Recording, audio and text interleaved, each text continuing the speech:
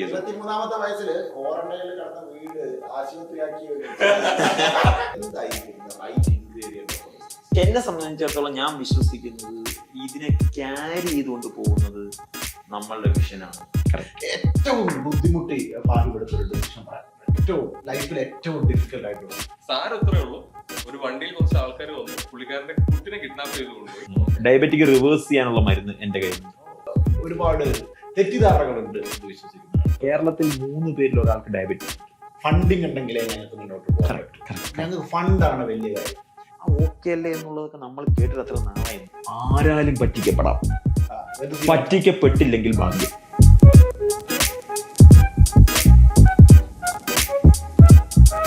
In the mean time with brand സ്വാമിയുടെ ആദ്യത്തെ എഡിഷനിലേക്ക് സ്വാഗതം. ഇന്ന് ഞാൻ ഫാഹിമിന്റെ വീട്ടിലാണുള്ളത്. ഫാഹിം വളരെ അടുത്ത സുഹൃത്താണ്, നല്ലൊരു ഷെഫാണ്, മീൻ കഴിക്കണമെന്നാണ്. അപ്പൊ മീൻ കഴിക്കാൻ പോരുന്ന വഴിക്കാണ് ഒരിക്കലും മീൻ കഴിക്കാത്ത അഭിജിത്ത് കാർണിയും കൂടെ കൂട്ടിയത്. ഇവർ രണ്ടുപേരും സീരിയൽ ഓണ്ടർപ്രണേഴ്സ് ആണ്. പറയാൻ ഒരുപാട് കഥയുണ്ട്, യാത്രക്കാരാണ്. അതൊക്കെ പിന്നെ പറയാം. എന്താ വെക്കുന്നത്? So we have some fresh. അടിപൊളി. എന്തൊക്കെയാ ഇതിന്റെ പേരൊന്നും എനിക്കറിയില്ല. അഭിജിത്തിന് എന്തായാലും അറിയില്ല. ഇത് നമ്മൾ വറ്റാന്ന് പറയും. മറ്റേ കടൽ മീനാ? മറ്റേ കടലും. ഇതിന്റെ ഇത് ടേസ്റ്റ് ആവുന്ന എവിടെയെന്ന് വെച്ച് കഴിഞ്ഞാൽ കടലും കായലും കൂടി ഒരുമിക്കും. സോ അവിടെയാണ് ഈ സാധനം ഏറ്റവും കൂടുതൽ ടേസ്റ്റി കിട്ടുക. ട്രാവലിംഗ് എന്ന് പറയും. ഇത് നമ്മുടെ കിളിമീന് കുറെ പേരുണ്ട്. പിന്നെ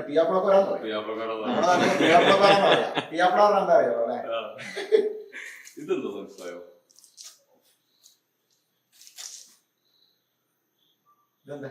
ഇത് നമ്മുടെ വരാലെന്ന് കേട്ടില്ലേ? അതിന്റെ കടൽ വേർഷനാണ്. എനിക്കൊന്ന് വരാല് ട്രൈ ചെയ്യാം. ഇതിന്റെ പ്രത്യേകത എന്താ വെച്ച് കഴിഞ്ഞാൽ ഇതിനൊക്കെ സെന്റർ ബോൺസ് മാത്രമേ ഉണ്ടാവുള്ളൂ. ഫില്ല് ചെയ്യാൻ ബോൺലെസ് ആക്കാൻ ഭയങ്കര ഉപകാരി. അപ്പൊ ഈ മീൻ ടൈം എന്ന് പറയുന്ന കോൺസെപ്റ്റ് ഞാൻ ആദ്യം രണ്ടുപേരോട് പറയാം. എന്തുകൊണ്ട് ബിസിനസ്സിൽ എന്തുകൊണ്ട് ഒരു അടുക്കളയിൽ കയറിയിട്ട് ഒരു ബിസിനസ് ഷോ ചെയ്യണം അല്ലെങ്കിൽ ടോക്ക് ചെയ്യണമെന്ന് ഞാൻ ചിന്തിക്കാൻ കാരണം, ഈ ബിസിനസ്സും ഇതേപോലെ തന്നെ കുറെ ഇൻഗ്രീഡിയൻസ് ഉണ്ട്. ഇത് ഏത് ഇൻഗ്രീഡിയന്റ് തെറ്റിയാലും സത്യം പറഞ്ഞ ബിസിനസ് നോക്കണം. ഇത് ഏത് ഇൻഗ്രീഡിയന്റ് ഏതാണ്. ഇപ്പൊ ഉപ്പ് കൂടി, ഉപ്പ് വളരെ കുറച്ചുണ്ട്, പക്ഷെ ഉപ്പ് കൂടിയാലും കുറഞ്ഞാലും ടേസ്റ്റ് ഉണ്ട്. അതിലും കൂടുതൽ മീനാണ് ഏറ്റവും കൂടുതൽ. പക്ഷെ ആ ഇൻഗ്രീഡിയന്റ് ഇപ്പൊ നമ്മള് ഇന്ന് എനിക്ക് പാലും കുക്കി എനിക്ക് അവസാനം തിന്നണം. അപ്പൊ ഇത് എന്റെ ഒരു അഭിജിത്ത്, ഞാനിപ്പോ രണ്ടുപേരും പരിചയപ്പെടുത്താം. ഫാഹിമും ഒരു ഷെഫായിരുന്നു, കൂടുതൽ കഥ ഫാഹിം തന്നെ പറയും. യാത്രക്കാരനാണ്. അപ്പൊ അതിനിടയിൽ ഫാഹിം ഫിഷ് വേ എന്ന് പറഞ്ഞിട്ടുള്ള ഒരു സ്റ്റാർട്ടപ്പ് സ്റ്റാർട്ട് ചെയ്തു അല്ലെ? ആ കഥ എന്ന് പറയും. എങ്ങനെയായിരുന്നു നിങ്ങളുടെ ഒരു ലൈഫ് ജേർണി? ഏറ്റവും ചുരുക്കി പറഞ്ഞാൽ മതി. ഇതൊരു പെയിൻ പോയിന്റ് എന്ന് തുടങ്ങിയാണ്. അതായത് ഞാൻ ടെക്സ്റ്റൈൽ ഇൻഡസ്ട്രിയിലായിരുന്നു. സോ അവിടുന്ന് റെഗുലർ ആയിട്ട് സ്ട്രീറ്റ് ഫുഡ് നമ്മുടെ തമിഴ്നാട്ടിലൊക്കെ കണ്ടിട്ടില്ല, സ്ട്രീറ്റ് ഫുഡ് വെച്ച് കൊടുക്കുന്നത്. സോ ഈ സാധനം ഞാൻ റെഗുലർ ആയിട്ട് കഴിച്ചുകൊണ്ടിരിക്കുകയായിരുന്നു. എവിടെയായിരുന്നു? തിരുപ്പൂരിൽ. സോ എനിക്കൊരു ക്ലയന്റ് ഉണ്ടായിരുന്നു. സോ പുള്ളിക്കാരൻ ഒരു പ്രാവശ്യം UK വന്ന സമയത്ത് ആൾക്ക് ഞാനത് സജസ്റ്റ് ചെയ്തു. അപ്പൊ ആള് റിജക്ട് ചെയ്തു. കാരണം എന്റെ റീസൺ എന്താണെന്ന് വെച്ച് കഴിഞ്ഞാൽ ഹൈജീനിക് ആയിട്ടുള്ള ഒരു പ്രിപ്പയർ ചെയ്യുന്നു. സോ ഞാൻ അതുവരെ തിരിച്ചറിയാത്ത ഒരു പെയിൻ പോയിന്റ് ആയിരുന്നു. അങ്ങനെ ഒരു ഓഡിയൻസിന് ഈ സാധനം റീച്ച് ചെയ്യുന്നില്ല. So it was so tasty and so affordable. So ഈ ഒരു കൺസേൺ ഉണ്ടെന്നുണ്ടെങ്കിലും എന്താവുന്നില്ല, അവർക്കത് എടുക്കാൻ പറ്റുന്നില്ല. They are not trying to get it. So അത് കഴിഞ്ഞ് ഒരു ഇനീഷ്യൽ സ്റ്റേജ് എന്ന് പറയുന്നത്, അതായത് ഫിഷിനെ ആ സെയിം കോൺസെപ്റ്റിനെ ഹൈജീൻ ഫോം ആയിട്ട് കൊടുക്കുക എന്നുള്ളത് മാത്രമേ ഉണ്ടായിരുന്നുള്ളൂ. എക്സാക്ട്ലി ഇത്രേ ഉണ്ടായിരുന്നുള്ളൂ ഇനീഷ്യൽ സ്റ്റേജ്. പക്ഷെ അത് ചെയ്യാൻ തുടങ്ങിയപ്പോഴാണ് അത് ഫേസ് ചെയ്യുന്ന ഒരുപാട് പ്രോബ്ലംസ്. അതായത് കൺസിസ്റ്റന്റ് ഓഫ് അവൈലബിലിറ്റി, അതേപോലെ പ്രൈസ്, അതേപോലെ തന്നെ ഇതിന്റെ ലോജിസ്റ്റിക് പാർട്ട്, ഇതൊക്കെയുള്ള ഡിഫിക്കൽട്ടി. അതായത് സ്കെയിലബിൾ ചെയ്യാൻ ഇത് പോസിബിൾ അല്ല, ആ ഒരു ബിസിനസ് മോഡൽ പോസിബിൾ അല്ല. സോ അങ്ങനെ അതിന്റെ ഒരു സ്കെയിലബിൾ വേർഷൻ എടുക്കാൻ വേണ്ടിയിട്ട്, സോ അതുവരെ ആക്ച്വലി സെൽഫ് എംപ്ലോയിഡ് ആയിരുന്നു, ബിസിനസ് ചെയ്തിട്ടില്ല. സോ ഈ ഫിഷ് എന്നുള്ള ഒരു കോൺസെപ്റ്റ് ക്രിയേറ്റ് ചെയ്യുന്ന സമയത്താണ് okay why not we can do it like a startup. So അങ്ങനെ ഒരു സ്റ്റാർട്ടപ്പ് എന്നുള്ള രീതിയിൽ, പക്ഷെ ഒരു റെസ്റ്റോറന്റിനെ എങ്ങനെ സ്റ്റാർട്ടപ്പ് ആക്കുന്ന ഒരു വലിയ കൺസേൺ ഉണ്ടായിരുന്നു. പക്ഷെ അതിന്റെ മെയിൻ ആയിട്ടുള്ള റീസൺ എന്തായിരുന്നു എന്ന് വെച്ച് കഴിഞ്ഞാൽ, we have to come up with something. ഒരു ടെക്നോളജി ഇന്നോവേഷനും അതേപോലെ തന്നെ മാർക്കറ്റ് ഡിസ്ട്രപ്ഷനും ഉണ്ടായിരിക്കണം, അല്ലാന്നുണ്ടെങ്കിൽ ഒരു സ്റ്റാൻഡർഡൈസേഷൻ ഉണ്ടാവണം. സ്റ്റാർട്ടപ്പ് എന്ന് പറയുന്നത് എനിക്ക് കിട്ടിയ ഏറ്റവും നല്ല എക്സാമ്പിൾ എന്താണെന്ന് വെച്ച് കഴിഞ്ഞാൽ, it's A finding way of scalable, repeatable model. There is no other definition for startup. Okay. Finding അറിയോ നോക്കാൻ ഇത് ആക്ച്വലി ഞാൻ പറഞ്ഞതല്ല, അവളുടെ പേര് ഒരു ഓൺടർപ്രണർ ആണ്, ഒരു വെസ്റ്റേൺ ഓൺടർപ്രണർ പറഞ്ഞതാണ്. സോ അതായത് finding the scalable repeatable model, that is the process. എന്താണ് സ്റ്റാർട്ടപ്പ് പോലെ answer? Finding the scalable repeatable model. Okay, അപ്പൊ സ്റ്റാർട്ടപ്പ് എന്താണ് ഉത്തരം? അതെ അതെ അതെ, ഇല്ല ഇല്ല എനിക്കറിയില്ല. സ്റ്റാർട്ടപ്പ് ഉണ്ടാക്കിയിട്ടുണ്ട് finding the repeatable, finding scalable repeatable model. നമ്മുടെ സ്റ്റാർട്ടപ്പിന് ഈ ഡെഫിനേഷനുമായിട്ട് ചേരുമെന്ന് നോക്കിയാണ്.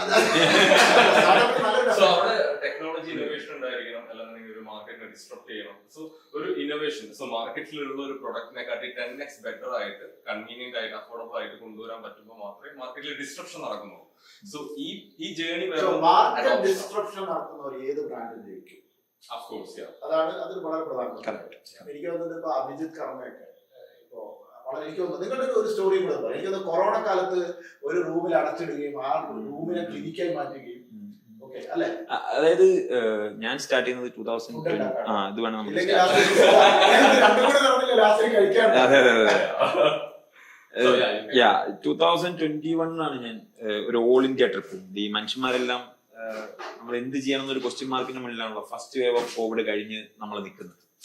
അപ്പോൾ 2021 ജനുവരി 1 ഞാനും എൻ്റെ ഒരു ഓൺ ബ്രദറും കസിൻ ബ്രദറും പിന്നെ എൻ്റെ ഫ്രണ്ട് ഗോവിന്ദ്, ഞങ്ങൾ 4 പേരും കൂടി കോട്ടയത്ത് നിന്ന് ജനുവരി 1 ഒരു യാത്ര പോയി.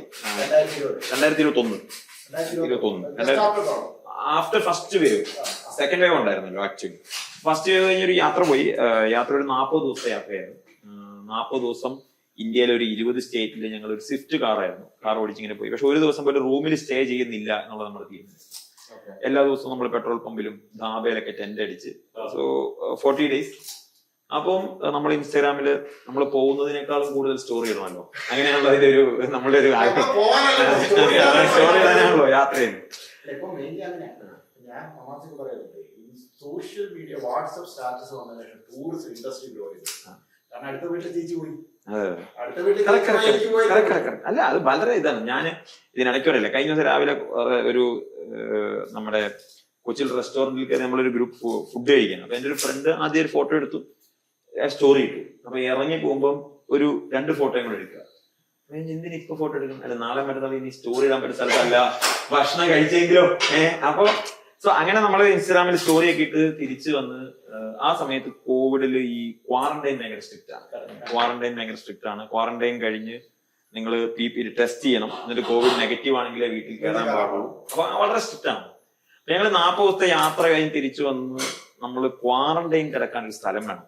അപ്പോ ക്വാറന്റൈൻ കിടക്കാൻ കോട്ടയത്ത് ഹോട്ടലിലൊക്കെ ആ സമയത്ത് ഭയങ്കര കോസ്റ്റ്ലി ആണ്. നമുക്ക് അതിനുള്ള അഫോർഡ് ചെയ്യാനുള്ള സംവിധാനം നമ്മുടെ കയ്യിലില്ല. അപ്പോഴാണ് ആക്ച്വലി നമ്മൾ ഒരു സ്റ്റേ ചെയ്യാൻ ഒരു സ്ഥലം എന്നുള്ള നിലയ്ക്കാണ് അമ്മയുടെയൊക്കെ ഒരു വളരെ കാലങ്ങളുള്ള ഫ്രണ്ടിന്റെ ഒരു വീട് US-ലുള്ളവരാണ്. അവരുടെ ഒരു വീട് കോട്ടയത്ത് പനച്ചിക്കാട് എന്ന് പറഞ്ഞ സ്ഥലത്തുണ്ട്. അതെ അതെ, ഒരു ദക്ഷിണ മൂകാംബിക ക്ഷേത്രമൊക്കെ ഉണ്ട്. ഇല്ല സരസ്വതി വിദ്യാരംഭം, അത് നീലംപേരൂരാ. അപ്പോ അങ്ങനെ നമ്മൾ ആ വീട്ടില് കാട് പിടിച്ച് കിടക്കുന്ന, ആരും താമസിക്കുന്നില്ല കുറെ വർഷങ്ങളായിട്ട്. അങ്ങനെ കാട് പിടിച്ച് കിടക്കുന്ന വീട്ടിലാണ് നമ്മൾ ക്വാറന്റൈൻ കിടക്കാൻ തീരുമാനിക്കുന്നത്. അപ്പൊ ഞങ്ങൾ 4 ആമ്പിള്ളേരാണ് ആ കാട് പിടിച്ച് കിടക്കുന്ന വീട് ക്ലീൻ ചെയ്തെടുത്തു കഴിഞ്ഞപ്പോ അവിടെ ഞങ്ങൾ 14 ദിവസം താമസിച്ചു. കോവിഡ് ടെസ്റ്റ് ചെയ്തു, നെഗറ്റീവായി വീട്ടിൽ പോയി. അപ്പോഴാണ് ഈ കാട് പിടിച്ച് കിടക്കുന്ന വീട് നമുക്കൊരു ഹോസ്പിറ്റലാക്കാം എന്നൊരു തോട്ട് വന്നത്. കാരണം 14 ദിവസം താമസിച്ചപ്പോൾ ഗംഭീര വീടാണ്, 4 കെട്ടാണ്, പഴയ കേരള സ്റ്റൈൽ 4 കെട്ടാണ്, 3 റൂമേ ഉള്ളെങ്കിൽ ലക്ഷറിയസ് ആണ്. അങ്ങനെ ആ വീടിന്റെ ഓണേഴ്സും കൂടെ നമ്മളെ നന്നായിട്ട് സപ്പോർട്ട് ചെയ്ത് അവരോട് നമ്മൾ ചോദിച്ചു നമുക്ക് ഇങ്ങനെ ഒരു തോട്ടുണ്ട്. 23 ഇയേഴ്സ്. 23ാമത്തെ വയസ്സില് ക്വാറന്റൈനിൽ കിടന്ന വീട് ആശുപത്രിയാക്കി നിവർത്തിയില്ല നമുക്ക്. കൊറോണ എല്ലാവരെയും ഓരോ തരത്തിലാണ്. അതെ കറക്റ്റ്. നമുക്ക് എന്താണെന്നറിയോ, നമുക്ക് നമ്മൾ പല ബിസിനസ്സുകളും ആ സമയത്ത് ചെറുത്, അതായത് പച്ചക്കറി കച്ചവടം അങ്ങനെ. അതെ, ഞാൻ ഉള്ളി വിറ്റൊരു കഥ. അതെ അതെ, ഉള്ളി വിറ്റ കഥയുണ്ട്.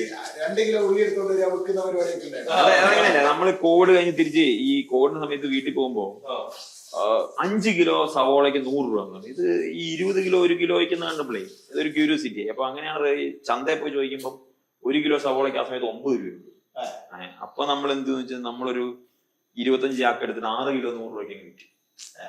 അപ്പോ അല്ല അതിന് ഞാനൊരു കാര്യം പറയാം. ഞാൻ ഇടയ്ക്കിടയ്ക്ക് അതുപോലെ തന്നെ ക്ഷമിക്കണം. ഞാൻ ഈ എന്തെങ്കിലുമൊക്കെ ഉപദേശം നാട്ടുകാർക്ക് സ്വഭാവമുണ്ട്. ആ ഒരു അസുഖമാണ്. ഈ അസുഖമാണ് നമ്മളെ കണ്ടുപിടി. അപ്പൊ അതായത് ഇതിലൊരു കാര്യം വെച്ചാൽ മാർക്കറ്റിൽ ഒരു ഓപ്പർച്യൂണിറ്റി ഒരു ബിസിനസ്സുകാരൻ കണ്ടുപിടിക്കുന്നത് എങ്ങനെയാണ്? അത് ഏത് ബിസിനസ്സിലും.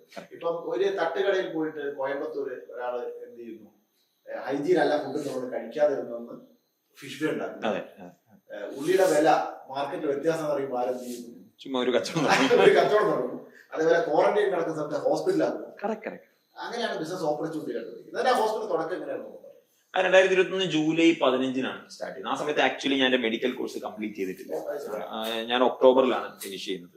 അപ്പോ എന്റെ സീനിയർ ആയിട്ട് പഠിച്ച 2 ഡോക്ടേഴ്സ് ദീപേഷ് ആൻഡ് പൂജ, അവർ രണ്ടുപേരെയും വെച്ചാണ് ഞാൻ ഹോസ്പിറ്റലിൽ സ്റ്റാർട്ട് ചെയ്തത്. അവർ സ്റ്റാഫായി നിന്നുകൊണ്ട് ജൂലൈ 15 ഞാൻ സ്റ്റാർട്ട് ചെയ്തു. അതിൽ ഈ ഹൗസിന്റെ ഓണർ പപ്പേട്ടനും നന്നായിട്ട് ഹെൽപ്പ് ചെയ്തു. അതുകൊണ്ട് തുടക്കമാണ്.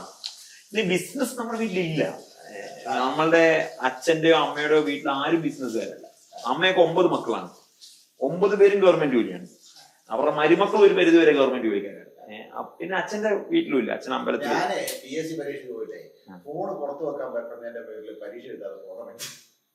2000 വർഷം പോയി PSC പരീക്ഷ പോയി ഫോൺ എന്തായാലും എനിക്ക് താല്പര്യമില്ല. അപ്പൊ പിന്നെ ഫോണ് പുറത്ത് വെച്ചിട്ട് ഒരു പരിപാടിക്ക് ഞാൻ തിരിച്ചു. അല്ല, അത് ബിസിനസ്സുകാരല്ലാത്ത ആളുകളുള്ള വീട്ടിൽ നിന്ന് ഫസ്റ്റ് ജനറേഷൻ ബിസിനസ്സുകാരാവുക എന്ന് പറഞ്ഞാൽ അവർക്ക് ഏറ്റവും വലിയ ചലഞ്ച് വീടാണ്. വീടിനെ കൺവിൻസ് ചെയ്യാന്നുള്ളത്. നമുക്ക് നമ്മളുടെ ഈ നല്ല ബ്രെയിൻ ഉണ്ടായിരിക്കും, നമ്മളുടെ ചിലപ്പോൾ ഒരു പക്ഷെ നമുക്ക് ഫണ്ട് റേസ് ചെയ്യാൻ വഴി ഉണ്ടായിരിക്കും. പക്ഷെ വീട്ടിൽ കൺവിൻസ് ചെയ്യാൻ ഞാൻ തമാശക്ക് അറിയേ, അമ്മയ്ക്ക് ഇപ്പോഴും അംബാനിയും അദാനിയും പോലും സേഫ് അല്ല എന്നാണ് ഞാൻ വിശ്വസിക്കുന്നത്. കാരണം യൂസഫ് അലി സാഹിബ് ഒന്നും സേഫ് അല്ലെന്ന് വിശ്വസിക്കുന്ന ഒരാളാണെന്നാണ് ഞാൻ വിശ്വസിക്കുന്നത്. കാരണം അതെ, കാരണം എന്താ വെച്ചാൽ അവര് ഗവൺമെന്റ് ജോലി സേഫ് ഹാൻഡ് അല്ലെ. അവരൊരിക്കലും ആ ഷെല്ലിനെ ബ്രേക്ക് ചെയ്യേണ്ട വന്നിട്ടില്ല. അവര് പിന്നെ അവരൊക്കെ ബേസിക്കലി ഞാൻ മനസ്സിലായി എന്റെ അമ്മയും അച്ഛൻ, പ്രത്യേകിച്ച് അച്ഛനൊക്കെ വളരെ സ്ട്രഗിൾ ചെയ്ത് വന്നവരാണ്.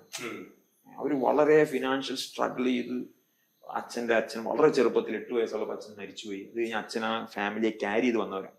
അവർക്ക് ആ ഇൻസ്റ്റെബിലിറ്റി, ആ ക്രൈസിസ് ഒക്കെ അവരുടെ ഉള്ളിലുണ്ടാക്കിയ ഫിയർ വളരെ വലുതാണ്. അപ്പൊ ആ ഫിയർ ആണ് അവര് നമ്മൾ ഈ റിസ്ക് എടുക്കുമ്പോൾ നമ്മളെ നോ പറയിക്കുന്നത്. അല്ലാതെ അവർക്ക് നമ്മൾ നന്നായി കാണാൻ ആകില്ലാത്തോണ്ടല്ല. അവർക്ക് മാസം നമ്മളൊരു 1 കോടി രൂപ ഉണ്ടാക്കുന്ന ബിസിനസ് ചെയ്യണമെന്ന് ആഗ്രഹമൊക്കെ ഉണ്ട്. പക്ഷെ ആ ഒരു അനുഭവിക്കരുത് എന്നുള്ള അവരുടെ കൺസേൺ ആണ്. ആ ഒരു പാനിക് അവരുടെ കൺസേണിൽ നിന്ന് വരുന്നതാണ്. അല്ലാതെ അത് ഭയങ്കര ചലഞ്ചിങ് ആയിരുന്നു ആക്ച്വലി. കാരണം ഫിഷ് എന്റെ 10ാമത്തെ ബിസിനസ് ആണ്. 10ാമത്തെ ബിസിനസ്? 10 സ്റ്റാർട്ടപ്പ്. 9 ബിസിനസ് എന്ന് പറഞ്ഞാൽ ടെക്സ്റ്റൈൽ ഉണ്ടായിരുന്നു, ഈ ഫിഷിന്റെ ഫ്രോസൺ ഡിസ്ട്രിബ്യൂഷൻ ഉണ്ടായിരുന്നു, പിന്നെ അതേപോലെ തന്നെ വേറെ എന്താ പറയാ ട്രേഡിങ്ങും പരിപാടിയാണ് മോസ്റ്റ്ലി ഉണ്ടായിരുന്നത്. സോ ആ സാധനത്തിൽ നിന്ന് നമ്മുടെ ഇതിലോട്ട് മാറാൻ വേണ്ടിട്ട്, അതായത് ഓൺട്രപ്രണർഷിപ്പിലോട്ടും അല്ലാന്നുണ്ടെങ്കിൽ അങ്ങനെ ഒരു വേർഡൊന്നും അറിയില്ല. വീട് അറിയില്ലെന്നല്ല, ഞാൻ അതിന്റെ തമാശ പറയുന്നുണ്ട്. ഞാൻ ഡിഗ്രിക്ക് പഠിക്കുന്ന കാലത്ത് ഇതിന്റെ സ്പെല്ലിംഗ് ആദ്യമായിട്ട് ഞാൻ ഓൺട്രപ്രണർഷിപ്പ് എഴുതി കാണുമ്പോഴേ ഇതെന്താ വായിക്കാൻ പറ്റും. ഞാൻ കുറെ നേരം നോക്കി വേർഡ്, അന്ന് ഈ വാക്ക് ഉപയോഗിക്കത്തില്ല. അന്ന് സ്റ്റാർട്ടപ്പ് എന്നുള്ള വാക്ക് ഉപയോഗത്തിലില്ല, ഓൺട്രപ്രണർഷിപ്പ് എന്നുള്ള വാക്ക് ഉപയോഗത്തിലില്ല. ബിസിനസ് മാത്രമേ ഉള്ളൂ. അന്ന് കച്ചവടം അന്നും നല്ല കച്ചവടം നടക്കുന്നുണ്ട്. അപ്പൊ ഇതൊരു എനിക്ക് തോന്നുന്നത് ഇത് കുറച്ചൊരു എന്താ പറയാ ഓവർ ഒരു ഹൈപ്പാണ് തോന്നുന്നത്. കച്ചവടം നല്ല കച്ചവടം അന്ന് നാട്ടിലില്ലേ, എത്ര സുന്ദരമായിട്ട് അത് കച്ചവടം ചെയ്തിട്ടുണ്ട്. ബാക്കി ഞാനൊരു കാര്യം അല്ലെങ്കിൽ നമുക്ക് എന്താണ്, ഞാനൊരു 15 വർഷമായിട്ട് ബിസിനസ് ചെയ്യുന്നു. ഒരുപാട് ഇന്ത്യയിലെയും മിഡിൽ ഈസ്റ്റിലും ഒരുപാട് ബിസിനസ്സുകാരുടെ കൂടെ യാത്ര ചെയ്തിട്ടുണ്ട്, സംസാരിച്ചിട്ടുണ്ട്. പക്ഷെ നിങ്ങളുടെ ഒക്കെ ഒരു അഭിപ്രായത്തിൽ എന്തായിരിക്കും റൈറ്റ് ഇൻഗ്രീഡിയന്റ് ഓഫ് ബിസിനസ്? ഇപ്പം നമ്മളിപ്പം മീൻ മുറിക്കുന്നുണ്ട്, ഇനിയിപ്പോൾ ഭാഗ്യം എന്താ ചെയ്യാൻ നമ്മൾ നോക്കി നിൽക്കുകയാണ്. പക്ഷെ ഏത് ഇൻഗ്രീഡിയൻ, ഇപ്പൊ ഒരു ഫിനാൻസ് ഉണ്ട്, HR ഉണ്ട്, ഓക്കെ, ടീമുണ്ട്, ഫണ്ട് ഉണ്ട്, അതേപോലെ ഓപ്പറേഷൻസ് ഉണ്ട്. ഏത് ഇൻഗ്രീഡിയന്റ് ആണ് ഒരു പക്ഷെ ഒരു ബിസിനസ് ഏറ്റവും ഇമ്പോർട്ടന്റ് ആയിട്ട് ആസ്പെക്ട്? ഇപ്പൊ നിങ്ങളുടെ സ്വന്തം അനുഭവത്തിൽ എന്തായിരിക്കും? ഞാൻ ആക്ച്വലി ഇപ്പൊ നമ്മൾ നേരത്തെ പറഞ്ഞ പോലെ തന്നെ എല്ലാം വളരെ ഇമ്പോർട്ടന്റ് ആണ്. പക്ഷെ എന്നെ സംബന്ധിച്ചിടത്തോളം ഞാൻ വിശ്വസിക്കുന്നത് ഇതിനെ ക്യാരി ചെയ്തുകൊണ്ട് പോകുന്നത് നമ്മളുടെ വിഷനാണ്, ഫൗണ്ടറുടെ വിഷനാണ്. ആ വിഷനാണ് ഈ ഇൻഗ്രീഡിയന്റിനെയൊക്കെ അഡ്ജസ്റ്റ് ചെയ്യിപ്പിക്കാൻ നമ്മളെ സഹായിക്കുന്നത്. ആൻഡ് കൾച്ചർ, നമുക്ക് കൾച്ചറൽ കോംപ്രമൈസ് ചെയ്യാതിരിക്കുക എന്നുള്ള ഇപ്പൊ എന്റെ അനുഭവമാണ്. ഇപ്പൊ ഇതിനകത്ത് സെയിൽസ് ഉണ്ടാവാം, അക്കൗണ്ട്സ് ഉണ്ടാവാം, HR ഉണ്ടാവാം.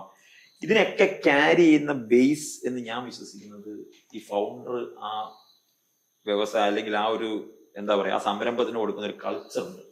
ആ കൾച്ചറിൽ കോംപ്രമൈസ് ചെയ്യപ്പെടാതിരിക്കുക എന്നുള്ളതാണ്. അതിന്റെ ഓപ്പർച്യൂണിറ്റി വളരെ വലുതല്ലേ.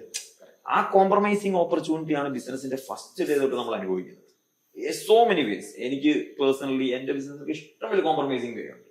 അങ്ങനെ ചെയ്താൽ ഒരു പക്ഷെ കുറച്ചുകൂടി നല്ല ഷോർട്ട് കട്ട്സ് ഒക്കെ വരാം എന്നുള്ളത്. ആ കോംപ്രമൈസ് ചെയ്യപ്പെടാതിരിക്കുക എന്നുള്ളതാണ് എന്നെ സംബന്ധിച്ചിടത്തോളം ബിസിനസ്സിലെ 28ാമത്തെ വയസ്സിൽ ഏകദേശം 5ഓളം ക്ലിനിക്കുകൾ, മൾട്ടിപ്പിൾ ബിസിനസ്സുകൾ, ഇപ്പൊ തന്നെ വളരെ ശ്രദ്ധേയമായ പുതിയ സ്റ്റാർട്ടപ്പുകൾ. 28ാമത്തെ വയസ്സിൽ ഇതൊരു ഭാരമായിട്ട് തോന്നും. ഞാൻ എപ്പോഴും അതെനിക്ക് ഭയങ്കര, ഞാൻ ഈ എന്റെ ഈ കലണ്ടറൊക്കെ എടുത്ത് നോക്കിയാൽ ഞാൻ ഓരോ ദിവസവും ഓരോ ജില്ലയിലേക്ക്, അല്ലെങ്കിൽ പറ്റുമെങ്കിൽ ഒരു സ്റ്റേറ്റ് തന്നെ കടന്നു വന്നു നോക്കും. ഇപ്പോ രാവിലെ കൊച്ചിയിലാണെങ്കിൽ ട്രാവൽ ചെയ്യാൻ തൃശ്ശൂർ വരും. ഞാൻ എന്നോട് എല്ലാവരും ചോദിക്കുന്ന ചോദ്യം, നിങ്ങൾ ടയേർഡ് ആവാറുണ്ടോ? ഞാൻ ആക്സിഡന്റലി ബിസിനസ്സുകാരനായ ആളല്ലല്ലോ. ഞാൻ ബിസി ആവാൻ വേണ്ടി കഷ്ടപ്പെട്ട ആളല്ലേ. ഞാൻ ആഗ്രഹിച്ച് ബിസി ആയ ആളല്ലേ. പിന്നെ എനിക്ക് എന്താണ് ഇതിനകത്ത് ഒരു ഭാരമായിട്ട് തോന്നാനുള്ള വകുപ്പ്? അതിനുള്ള അർഹത എനിക്കില്ല. വെറുതെ ദേവസ്വം ബോർഡിലോ അല്ലെങ്കിൽ ഒരു ടീച്ചറായിട്ടോ അല്ലെങ്കിൽ ഒരു ഗവൺമെന്റ് ജോലി നോക്കാൻ പറ്റിയിരുന്ന എനിക്ക്, അല്ലെങ്കിൽ ഈ പറഞ്ഞതുപോലെ ഈ പറഞ്ഞ ക്രൂസിൽ പോയി കുറച്ചുകൂടെ നല്ല ശമ്പളം നോക്കാൻ പറ്റുന്ന എനിക്ക്, ഞാനായിട്ട് സെലക്ട് ചെയ്ത് ഞാനായിട്ട് കഷ്ടപ്പെട്ട് പൈസ കൊടുത്ത് നമ്മൾ കഷ്ടപ്പെട്ടത് വാങ്ങിച്ചല്ലേ നമ്മൾ ബിസി ആവുന്നത്. ആ ബിസി ആവുന്ന സമയത്ത് നമുക്ക് ഇതെങ്ങനെ ഭാരമാവും? നമ്മൾ ലോൺ, നമുക്കറിയാലോ ലോൺ എടുക്കണം ഈ സംഭവത്തിൽ. അപ്പൊ ലോൺ എനിക്ക് ഭാരമല്ല, എനിക്കൊരു ഭാരമല്ല. എനിക്കത് വളരെ എൻജോയ് ചെയ്യുന്ന എന്താണെന്ന് ചോദിച്ചാൽ ഈ തലവേദനകളാണ്. ഞാൻ സത്യസന്ധമായിട്ട് പറയുന്നത്. ഏറ്റവും എനിക്ക് തോന്നുന്നത് അത് എല്ലാ ബിസിനസ്സുകാരുടെയും അങ്ങനെ അല്ലെങ്കിൽ ബിസിനസ് നടത്താൻ പറ്റില്ല. എന്താ ഫാഹിമിന്റെ ഒരു എനിക്ക് ഞാൻ മനസ്സിലാക്കിയിട്ടുള്ളൂ, there is a 4 burners to do business. First I can say that I consider first is the health, and the second you can consider as your family, third is the friends, and fourth is the career. ഈ 4 ബർണറിൽ ഏതെങ്കിലും ഒന്ന് success ആവണമെന്നുണ്ടെങ്കിൽ 2 of ആക്കി വെക്കണം. അത് 2 കുറച്ച് വയസ്സാണ്, ഏത് of ആക്കി വെക്കണം.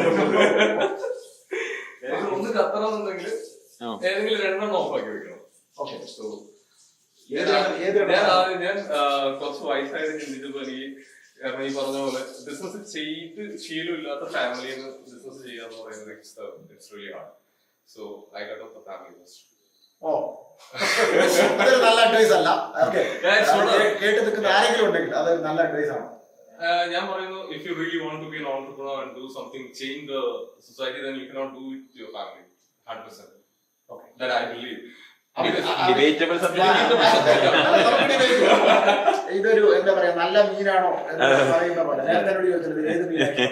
അപ്പൊ ഇത് രണ്ടുപേരും ഇഷ്ടമാണ്. പക്ഷെ നല്ലൊരു തോട്ടാണ്. അല്ല, he became successful through that. നമ്മൾ നേരത്തെ വണ്ടി വെച്ച് പറഞ്ഞില്ലേ, ശരിയും തെറ്റും ഇല്ലല്ലോ. അവരവരുടെ ശരികളാണല്ലോ എല്ലാം. അപ്പോ ഫാഹിമിന് അത് ശരിയാണ്, നമുക്കത് ശരിയാവുമ്പോൾ നമ്മൾ വാശി പിടിക്കേണ്ട ആവശ്യമൊന്നുമില്ല. രണ്ടാണ്. അതെ, രണ്ടാണ്, അത് 2 ശരിയാണ്.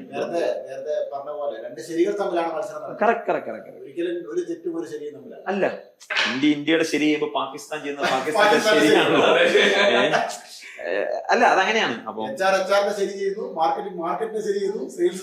അതെ അതെ അതെ അതെ, അവരവരുടെ ശരിയാണ്. ഞാൻ പറയുന്നത്, ഒരു തെറ്റ് ചെയ്യുന്ന സ്റ്റാഫിനും അവന്റേതായ ശരി അവന്റെ കയ്യിലുണ്ടല്ലോ. അവന് റീസൺ ഉള്ള തെറ്റ് ചെയ്യാൻ.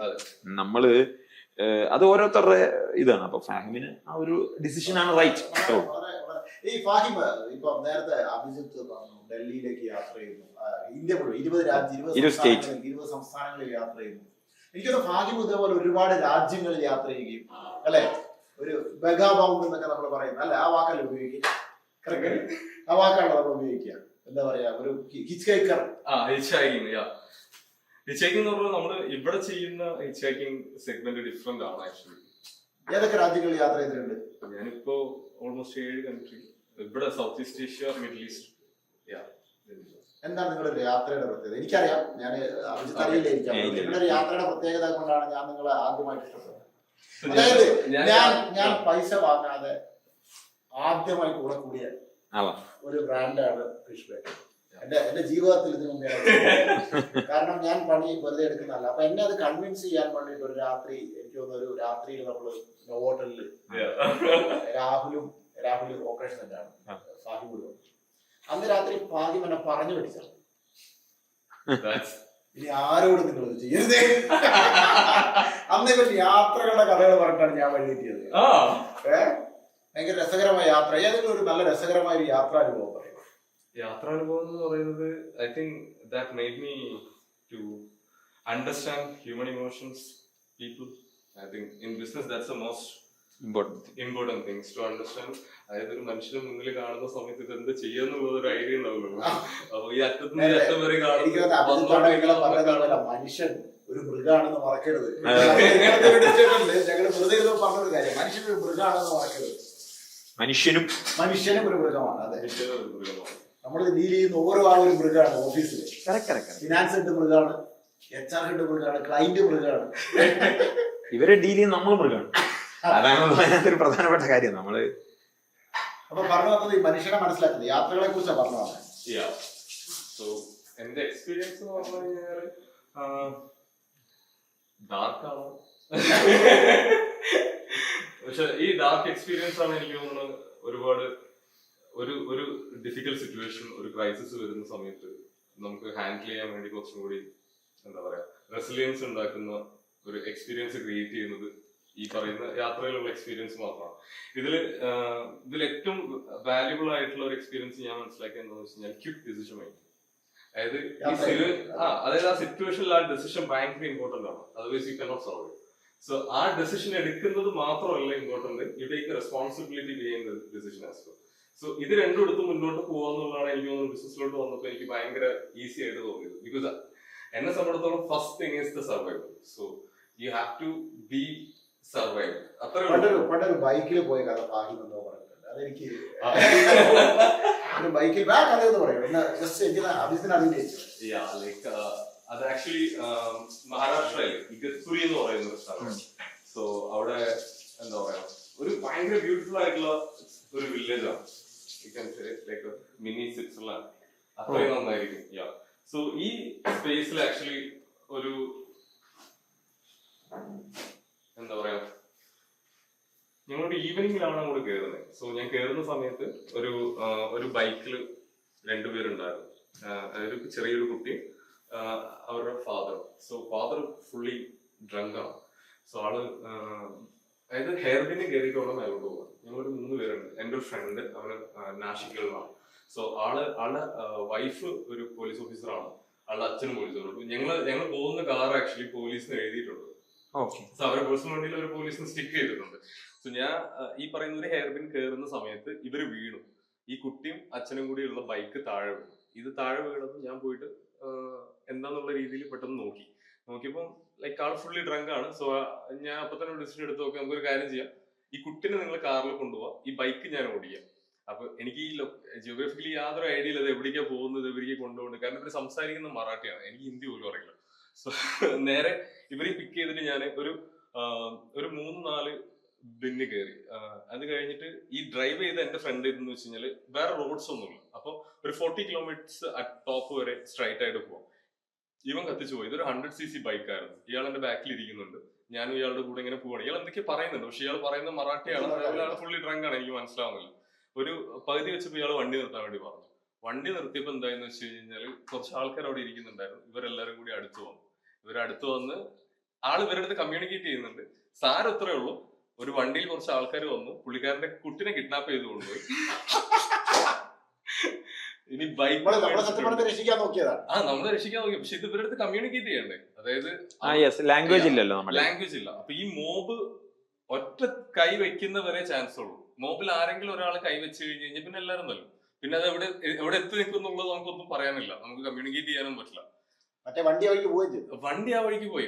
പോലീസിന് എഴുതിയ എന്റെ ഫ്രണ്ട് അവനെ അടിച്ചു വിട്ടു പോയി, മേലോട്ട് പോയി. കാരണം അവന്റെ വിചാരം എന്താ, ഇത് സ്ലോ ആയാലും വേറെ എങ്ങോട്ടും ഡൈവേർഷൻ ഇല്ല, ഞാൻ അവിടെ എത്തുന്നുള്ളൂ. ഞാൻ ഓൾമോസ്റ്റ് ഒരു 30 മിനിറ്റ്സിന്റെ മേലെ ഞാൻ അവിടെ പിടിച്ചു നിന്നു. മോബിന്റെ അടുത്ത് അടി കൊള്ളാണ്ട് സംസാരിക്കാണ്ട് കൺവിൻസ് ചെയ്ത് പിടിച്ചു നിന്നു. അത് കഴിഞ്ഞിട്ട് ആള് വന്നിട്ട് നല്ല അടി അടിച്ചു. അതായത് അവര് വന്ന് വണ്ടിയിൽ ലാത്തി ഉണ്ടായിരുന്നു, വന്ന് എല്ലാവരെയും അടിച്ചു. കാരണം it's about to get hit. അതായത് നിങ്ങളുടെ ഫ്രണ്ട് വന്ന് അടിച്ചു? യെസ്, എന്റെ ഫ്രണ്ട് വന്നിട്ട് അവർ വണ്ടിയിൽ ലാത്തി ഉണ്ടായിരുന്നു, അത് എടുത്തിട്ട് ആ മോബിനെ ക്ലിയർ ചെയ്തു. കാരണം അതിൽ ഒരാള് തല്ലി കഴിഞ്ഞു കഴിഞ്ഞാൽ പിന്നെ കറക്റ്റ് എടുത്തു കൊണ്ടുവരാനുണ്ടാവുള്ളൂ. അല്ല, ഈ നമ്മൾ പറഞ്ഞത് ഇത്ര അനുഭവങ്ങൾ നമ്മൾ ഹാൻഡിൽ ചെയ്യുമ്പോൾ ഇങ്ങനത്തെ, പക്ഷെ ഇത്ര അനുഭവങ്ങൾ ബിസിനസ്സിൽ നമുക്ക് എല്ലാ ദിവസവും ഹാൻഡിൽ ചെയ്യും. അല്ല, ഇത്ര ഡിസിഷൻ മേക്കിംഗ്. എനിക്ക് തോന്നുന്നത്, ഞാൻ വേറൊരു കാര്യം, എനിക്ക് അഭിജിത്തിനൊക്കെ ഞാൻ വളരെ കേട്ട ഒരു കാര്യം മനസ്സിലാക്കിയിട്ടുണ്ട്. ഈ നെറ്റ്വർക്കിംഗ് വളരെ ഇമ്പോർട്ടൻ്റ് ആണ്. എങ്ങനെ കറക്റ്റായിട്ട് നെറ്റ്വർക്ക് ചെയ്യാം, അതിലാണ് നിങ്ങൾ ഹീറോ ഞാൻ പഠിക്കണമെന്നുണ്ട്. അല്ലല്ലേ, നമ്മൾ നെറ്റ്വർക്ക് ചെയ്യാന്ന് നമ്മളുടെ അസറ്റ് യഥാർത്ഥത്തിൽ നെറ്റ്വർക്കിംഗ് മാത്രമാണെന്നാണ് എന്റെ വിശ്വാസം. നിങ്ങളുടെ P&L ഒന്നും അല്ല എന്നുള്ളത്. P&L may vary. നമുക്ക് ഈ പറയുന്ന നെറ്റ്വർക്കിംഗ് ആണ് എന്റെ എക്സ്പീരിയൻസ് ആണ്, അതിനോട് എതിർപ്പുള്ള. ലോകത്തിലെ എല്ലാ ബിസിനസ്സുകാരും അംഗീകരിച്ചാൽ സാധ്യത ഒരു ഫിലോസഫി. കാരണം എന്താന്ന് വെച്ചാൽ ഞാൻ ഇപ്പോ ഞാൻ പറഞ്ഞില്ലേ, അയ്മനം എന്ന് പറഞ്ഞ കോട്ടയത്ത് ഒരു കൊച്ചു ഗ്രാമമാണ്. ആ ഗ്രാമത്തിൽ നിന്ന് 2021 ജൂലൈ 15 ഞാൻ ഈ ആത്മ പനച്ചിക്കാട് സ്റ്റാർട്ട് ചെയ്ത സമയത്ത് നമുക്ക് ആരെ അറിയില്ല, ഈ പറഞ്ഞ ബിസിനസ് സംവിധാനങ്ങളെ അറിയില്ല. പിന്നീടാണ് നമ്മൾ നെറ്റ്വർക്കിംഗ് ഗ്രൂപ്പുകളുണ്ട്, ഈ കാര്യങ്ങളുണ്ടെന്ന് പറഞ്ഞു. ഞാനിപ്പം അപ്പോൾ എന്നോട് ഒരാള് ഒരു പ്രാവശ്യം പറഞ്ഞു, ഈ നിന്റെ ഫോൺ ഒന്ന് എടുക്ക് എന്ന് പറഞ്ഞു. എനിക്കൊന്ന് ഈ വീഡിയോ കാണുന്ന എല്ലാവർക്കും അത് ഉപയോഗിക്കാൻ പറ്റുന്ന ഒരു കാര്യം. ഈ ഫോൺ എടുത്തിട്ട് ഇന്നിപ്പം ഈവനിങ് ആയെങ്കിൽ ഇപ്പൊ ഈ ദിവസം രാവിലെ മുതൽ നിനക്ക് വന്ന റിസീവ്ഡ് കോൾസ് നീ ഒന്ന് ഒബ്സർവ് ചെയ്യൂ എന്ന് പറഞ്ഞു. ഒബ്സർവ് ചെയ്യൂ എന്ന് പറഞ്ഞപ്പോൾ നമുക്ക് രാവിലെ തൊട്ട് വന്ന റിസീവ്ഡ് കോൾ നോക്കിയിട്ട് എന്നോട് പറഞ്ഞു, ഇവരെല്ലാവരും നിന്നെ ഏതെങ്കിലും ഒരു ആവശ്യത്തിന് വിളിച്ചതായിരിക്കും. ഒന്നെങ്കിൽ അച്ഛൻ, അമ്മ, ഫാമിലി മെമ്പേഴ്സ് ഒഴിച്ച് ബാക്കി എല്ലാവരും നിന്നെ ഏതെങ്കിലും ഒരു ആവശ്യത്തിന് വിളിച്ചവരായിരിക്കും. നിന്നെ ആവശ്യത്തിനല്ലാതെ നിന്നോട് സ്നേഹം കൊണ്ട് അല്ലെങ്കിൽ ആവശ്യത്തിനല്ലാതെ വിളിച്ച ഏതെങ്കിലും നമ്പർ ഉണ്ടോ എന്ന് ചോദിക്കുമ്പോൾ 99.9% ആൾക്കാരുടെ ഫോണിലും നോ എന്നുള്ളതാണ് ഉത്തരം. നമ്മൾ ഭയങ്കര നിരാശനാക്കുന്ന ഒരു സ്റ്റേറ്റ്മെന്റ് ആണ്. നമ്മളെ ആവശ്യത്തിന് മാത്രം ഉപയോഗിക്കുന്ന ഒരു സൗഹൃദത്തിന്റെ ഒരു കൂട്ടായ്മ ഇടയിലാണ് നമ്മൾ ജീവിക്കുന്നത് എന്നൊരു സ്റ്റേറ്റ്മെന്റ്. അപ്പൊ നമ്മൾ നിരാശനായിട്ടിരിക്കുമ്പോൾ നമ്മൾ തിരിച്ചെടുക്കണം, നമ്മൾ ഡയൽഡ് നമ്പറിങ് എടുക്കണം. നമ്മൾ ഡയൽഡ് നമ്പർ എടുത്തിട്ട് ആവശ്യത്തിനല്ലാതെ ആരെയെങ്കിലും നമ്മൾ വിളിച്ചിട്ടുണ്ടോ എന്ന് നമ്മൾ നോക്കണം. അപ്പൊ നമുക്കൊരു തിരിച്ചറിവുണ്ടാവും. എന്താണോ കൊടുത്തത് അത് മാത്രമേ തിരിച്ച് കിട്ടത്തുള്ളൂ എന്നൊരു തിരിച്ചറിവ് നമുക്കുണ്ടാവും. അന്ന് എന്നോട് ഇത് പറഞ്ഞ ആള് പറഞ്ഞു, എല്ലാ ദിവസവും നീ ഒരു 10 പേരെ വിളിക്കണം. ആവശ്യം ഉണ്ടായിട്ടല്ല, അത് സ്നേഹത്തിന്റെ പുറത്ത് നീ ഒരു ബന്ധം നിലനിർത്താൻ വേണ്ടി വിളിക്കണം. ഞാനൊരു 3.5 വർഷം മുമ്പാണ് സ്റ്റാർട്ട് ചെയ്തത്. ഞാൻ ഇന്നും ഈ 2026 ഈ ജൂൺ മാസം വരെ ഞാൻ ഒരു ദിവസം പോലും ഞാൻ മുടക്കിയിട്ടില്ല. Unless when I am out of the country എന്നുള്ളതല്ലാതെ എനിക്ക് വിളിക്കാൻ പറ്റിയ സാഹചര്യത്തിലൊക്കെ ഞാൻ എനിക്ക് ബന്ധം മെയിൻറ്റെയിൻ ചെയ്യണം എന്ന് ആഗ്രഹിക്കുന്ന മുഴുവൻ. അതൊരു ഞാൻ ഒരു സെക്കൻഡ്, അത് എനിക്ക് തോന്നുന്നു അത് നമുക്ക് നമ്മുടെയൊക്കെ നമ്മുടെ ഫ്രെയിംവർക്ക് എന്ന് പറയും. നിങ്ങൾ ഈ കൺസൾട്ടൻസ് ഉപയോഗിക്കുന്ന ഒരു ടൈമാണ് ഫ്രെയിംവർക്ക്. നമ്മളൊരു ഫ്രെയിംവർക്ക് സെറ്റ് ചെയ്തിട്ട് ആ ഫ്രെയിംവർക്ക് റിസൾട്ട് ഓറിയന്റഡ് ആവുമെന്നാണ് നോക്കുക. നമ്മുടെ ഫ്രെയിംവർക്കിൽ ഇന്ന് മുതൽ ഞാൻ ആഡ് ചെയ്യാൻ പോകുന്ന ഒരു സാധനമാണ് ആവശ്യമില്ലാത്ത 10 പേര്. അല്ല, തമാശ അല്ല, ദാറ്റ് ക്രിയേറ്റ്സ് വാല്യൂ. അത് എനിക്ക് തോന്നുന്നത് നമ്മുടെ ഇന്ന് ഞാൻ ഈ ലാസ്റ്റ് ഫിഷ് നല്ല ടേസ്റ്റ് ഉണ്ടാവും. അല്ലെങ്കിൽ otherwise the take away is this.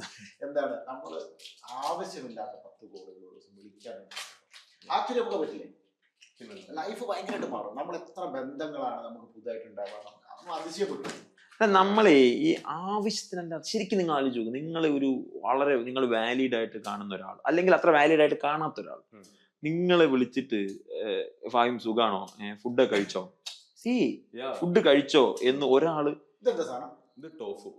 മീൻ കഴിക്കാത്തവന്റെ മീനാണ് എന്നാണ് ഞാൻ വിശ്വസിക്കുന്നത്. അപ്പോ അല്ല, ഞാൻ പറഞ്ഞ അത് ക്രിയേറ്റ് ചെയ്യുന്ന ഒരു സാധനമുണ്ട്. അപ്പൊ എന്നെ അത് ഭയങ്കരമായിട്ട് വാവ് ചെയ്യാറുണ്ട്. എന്റെ ഫ്രണ്ട്സ് ഒക്കെ ഇടയ്ക്ക് എന്നെ വിളിച്ച് ചോദിക്കും. കാരണം ഞാൻ അവരെ വിളിച്ച് ചോദിക്കാറുണ്ട്. ഞാൻ അവരെ വിളിച്ച് ചോദിക്കാറുണ്ട്, സുഖാണോ, നിനക്ക് ഓക്കെ അല്ലേ, നീ ഓക്കെ അല്ലേ എന്നുള്ളതൊക്കെ നമ്മൾ കേട്ടിട്ട് അത്ര നാളായി. നമ്മളുടെ ഫസ്റ്റ് കസിൻസിന്റെയോ ഫാമിലിയുടെ ഒക്കെ മുന്നിൽ നല്ലാതെ നമ്മൾ വേറെ ഒരാൾ വന്നിട്ട് നീ ഓക്കെ ആണോ എന്നൊക്കെ നമ്മളോട് ചോദിക്കുന്ന കാലം എവിടുന്ന് പോയി. അത് എൻ്റെ ഈ നെറ്റ്വർക്കിംഗ് സ്പേസിൽ ഇപ്പോ എനിക്ക് തോന്നുന്നു ഞാനൊരു 50-60 സെലിബ്രിറ്റി, സിനിമ ആർട്ടിസ്റ്റ്, ആക്ടേഴ്സ്, ആക്ട്രസുകളൊക്കെ ആയിട്ട് നമ്മൾ നേരിട്ട് നമ്മൾക്ക് അസോസിയേറ്റ് ചെയ്യുന്നുണ്ട്. നമ്മുടെ പേഷ്യൻസ് ആണ് അവരൊക്കെ. ഞാനുമായിട്ട് കണക്ഷൻ മെയിൻറ്റെയിൻ ചെയ്യുന്നതൊക്കെ എൻ്റെ ഈ നെറ്റ്വർക്കിംഗ് സ്പേസിൽ. അപ്പൊ എന്റെ കോള് വരുമ്പോൾ അവർക്ക് ആവശ്യത്തിനല്ല എന്നുള്ളതുകൊണ്ട് എടുക്കാനും ബുദ്ധിമുട്ടില്ല. അതുകൊണ്ടല്ലോ നമ്മളെ ഇവൻ സ്നേഹത്തിന്റെ പേര് വിളിക്കുന്നവനാണെന്ന് തോന്നിയാലേ ചിലപ്പോ ഫോൺ എടുക്കാൻ കുറച്ച് എളുപ്പമുണ്ട്. നമ്മളുടെ പല കോളുകൾ എന്തിനാ?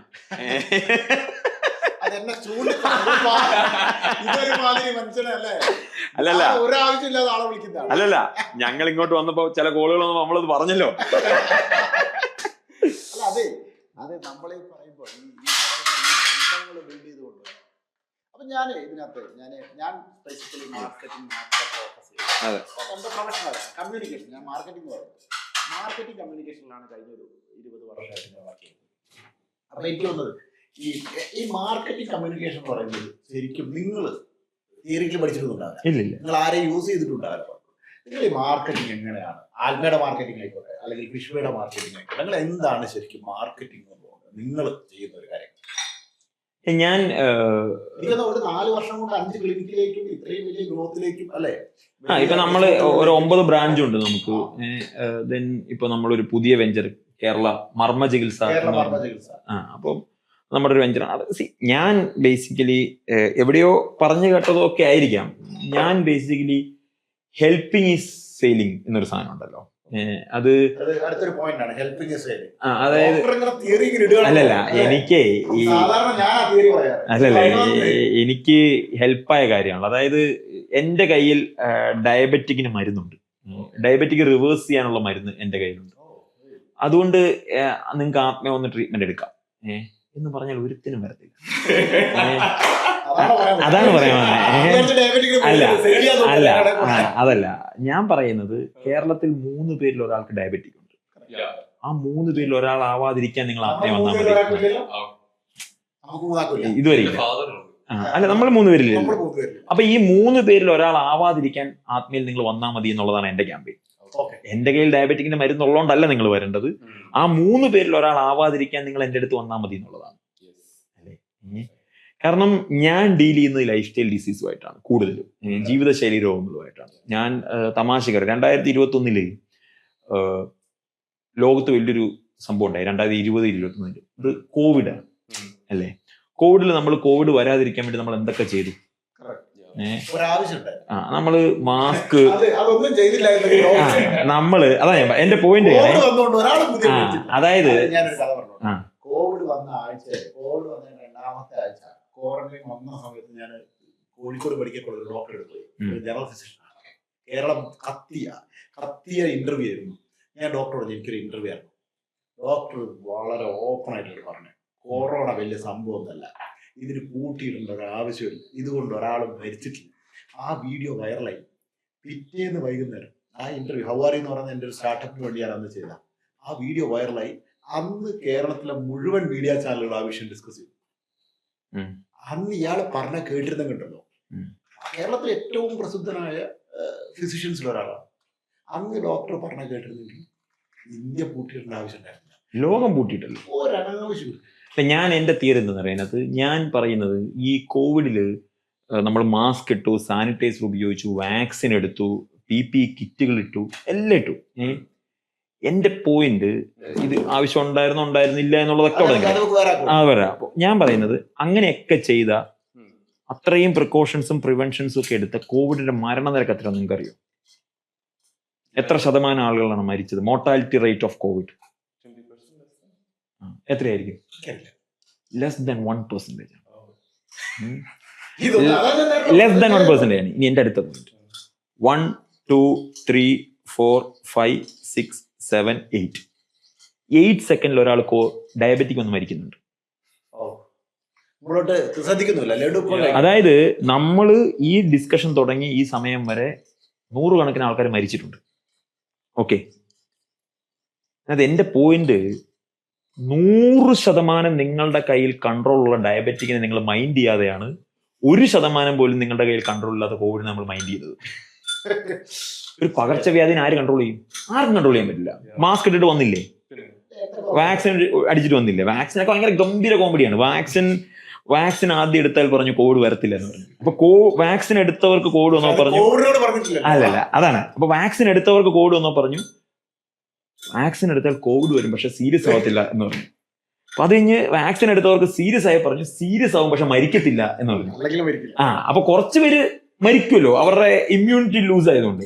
അപ്പൊ പറഞ്ഞു ചിലരെ മരിക്കത്തുള്ളൂ, ചിലര് മരിക്കത്തില്ല എന്ന് പറഞ്ഞു. അപ്പൊ ഞാൻ പറഞ്ഞത് 100% നിങ്ങളുടെ കയ്യിലാണ് ലൈഫ് സ്റ്റൈൽ ഡിസീസ്. ഞാൻ ഡയബറ്റിക് ഒരു ഉദാഹരണം പറഞ്ഞത്, അമിതവണ്ണ ആയിക്കോട്ടെ, ഇത് 100% നിങ്ങളുടെ കയ്യിൽ കൺട്രോൾ ഉള്ള ലൈഫ് സ്റ്റൈൽ ഡിസീസിനെ മൈൻഡ് ചെയ്യാത്തടുത്താണ് നേരത്തെ പറഞ്ഞ ഗ്രോത്ത്.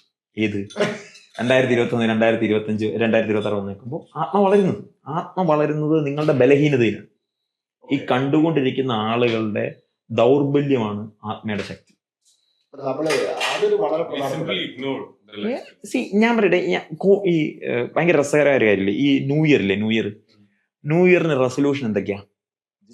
ജിമ്മിൽ പോകും. 25% ജിമ്മിന്റെ ഒരു സൈക്കോളജിക്കലി അവരെന്താ വെച്ചാൽ ഒരു ഡിസംബർ 1 ആവുമ്പോൾ ഒരു 30% കൂടും. എന്തായാലും ഡിസംബർ 20 മുതൽ ഒരു ജനുവരി 20 വരെ ഒരുപാട് പേര് ഓടിക്കും. 3 മാസത്തെ 6 മാസത്തെ എടുക്കും. 2 ദിവസം പോകും, 3 ദിവസം പിന്നെ പോകും. എന്റെ പോയിന്റ് എന്താ പറയുക, ഈ റെസൊല്യൂഷൻസ് നമ്മളൊന്ന് ശ്രദ്ധിക്കണം. ഈ റെസൊല്യൂഷൻസ് എന്തൊക്കെയാന്ന് വെച്ചാൽ ജിമ്മിൽ പോവും, വെളിയിൽ നിന്നുള്ള ഫുഡ് കുറയ്ക്കും, സ്മോക്ക് ചെയ്യുന്നവരാണെങ്കിൽ സ്മോക്കിംഗ് നിർത്തും, മദ്യപിക്കുന്നവരാണെങ്കിൽ മദ്യപാനം നിർത്തും, ഇങ്ങനെയൊക്കെയാണ് നോർമലി അല്ലേ? എന്റെ പോയിന്റ് ഇതെല്ലാം തെറ്റാണെന്ന് അറിയാം എന്നുള്ളതാണ് എന്റെ പോയിന്റ്. അല്ലെങ്കിൽ എടുക്കണ ആവശ്യമില്ല.